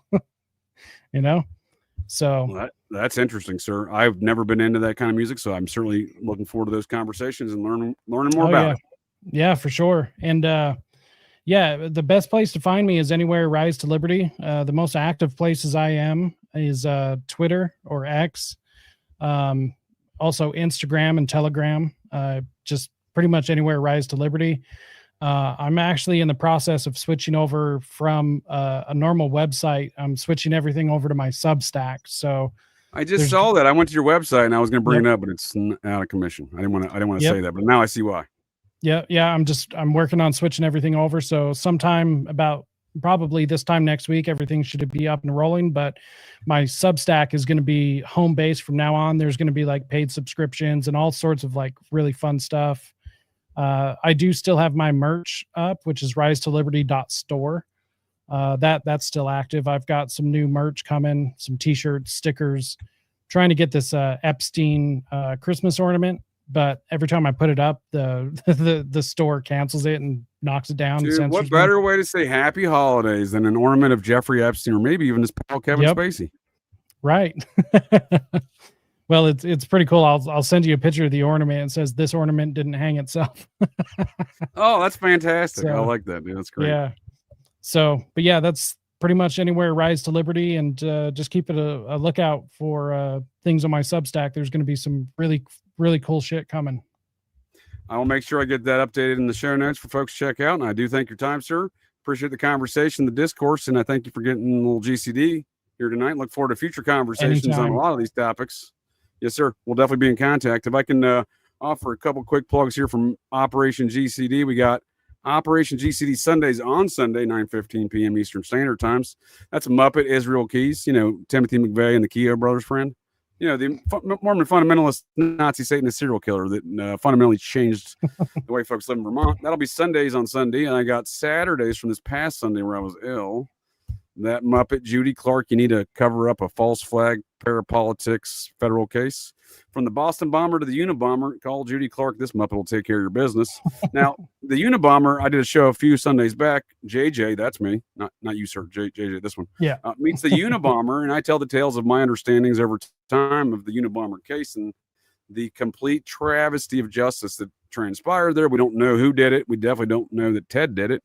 And this Muppet who Ted tried to fire and the court would not let him, she helped perpetrate that. And then when she defended the Boston bombers, again, she keeps getting called in for all these events. She tells the judge, my client, Dzhokhar Tsarnaev, is guilty, but not for the reasons you say he is. That's not a defense, dude. That's not. You should, by all definitions of the terms of her oath of being a fucking Muppet attorney, she should be disbarred for that statement. Right. No kidding. You don't defend your client by opening the statement saying, "Oh, my client's guilty." Right. Right. That's insane. The double JJ symposium. So I got that coming up on. Isn't it right? So again, it's the anatomy of the false flag cover up. Judy Clark, the Muppet. I'm going to be unpacking her actions in regards to these things, and in regards to, well, real quick, Wednesdays, Heidi Love will be back for some of those Bond, Aleister Crowley, Ernst Blofeld tales of the villains of Bond that Ian Fleming, the author, says is Onassis and Crowley there. So, right. But yeah, in regards to these matters, dude, so the Boston bombing, I'm sure you're familiar with Dave McGowan's work. Oh yeah. Fantastic work and coverage on that. Great. I'll put a link to get Dave McGowan stuff here tonight's show. I'll do it for tomorrow's as well. But I like to break things down to the greatest common denominator. You can just go on the federal website, the court's website, Pacer. You'll find a amicus curiae brief, a friend of the court, for that silly Latin lawyer speak. And he wrote, it's a law professor. He read the federal court case against Tsarnaev there and realized the FBI is presenting one silver backpack and one black backpack, calling them the same backpack, and entering both of them as evidence in that case. And he wrote him and saying, "Hey guys, you can't say the guy blew up the backpack he's holding in one picture, but it's a different colored backpack with the bomb in the other picture." So again, this is the Muppet world we live in. It almost sounds like the story we're getting now with Tyler Robinson, you know? There you go, sir. You build the framework and it becomes very apparent. So the Tsarnaev brothers, the FBI went on TV and said, "Hey, look, we have this picture of these guys in the wrong backpack, by the way." Saying we need help finding these guys, identifying these. They knew who they were. They had been paid FBI informants for years.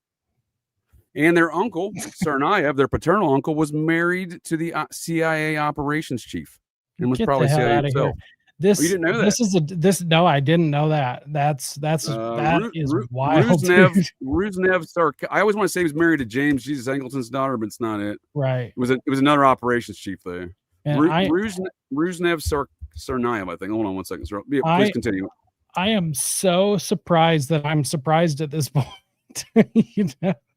Like I hear these things, I learn these things, and I just can't believe I'm surprised at this point. I should just throw my arms up and be like, yeah, of course. That makes sense. you're using your brain hole, sir. You already said it. It's the matters of, you said, like Robinson, right? Well, I mean, it's the same framework.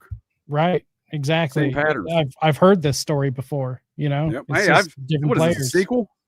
Right. Yeah, Ruslan Tsarnaev, right? He's married to the operations chief. CIA operations chief's daughter. He was probably CIA himself, actually. He lives in DC. So, and then the older brother that allegedly gets murked by his younger brother, even though we see him alive on, with the police handcuffing him. Right. So that story doesn't match up. He's married to the founder of the Skull and Bones granddaughter, Russell. And there it is. Newport, Rhode Island. In fact, that's where she went to go live with her surgeon father's house in the wake of the incident. Catherine Russell, I believe is her name, Tsarnaev, and her second or third great grandfather was the founder of the Skull and Bones. Right. Of course it is. So these Muppets all know each other. PSYOP fatigue, man. PSYOP fatigue. Yep. These Muppets all know each other. And we see the repeating patterns. George Zinn's everywhere, right? He's the Forrest Gump of false flag operations. Yes, sir. Yeah. I mean, he seems like a Jack Ruby, you know? Like that's just what it seemed like to me. So, well, if folks want to hear more about the Tsarnaev case, it's something I have been studying a long time. And on that note, folks can check it out on Operation GCD Sundays.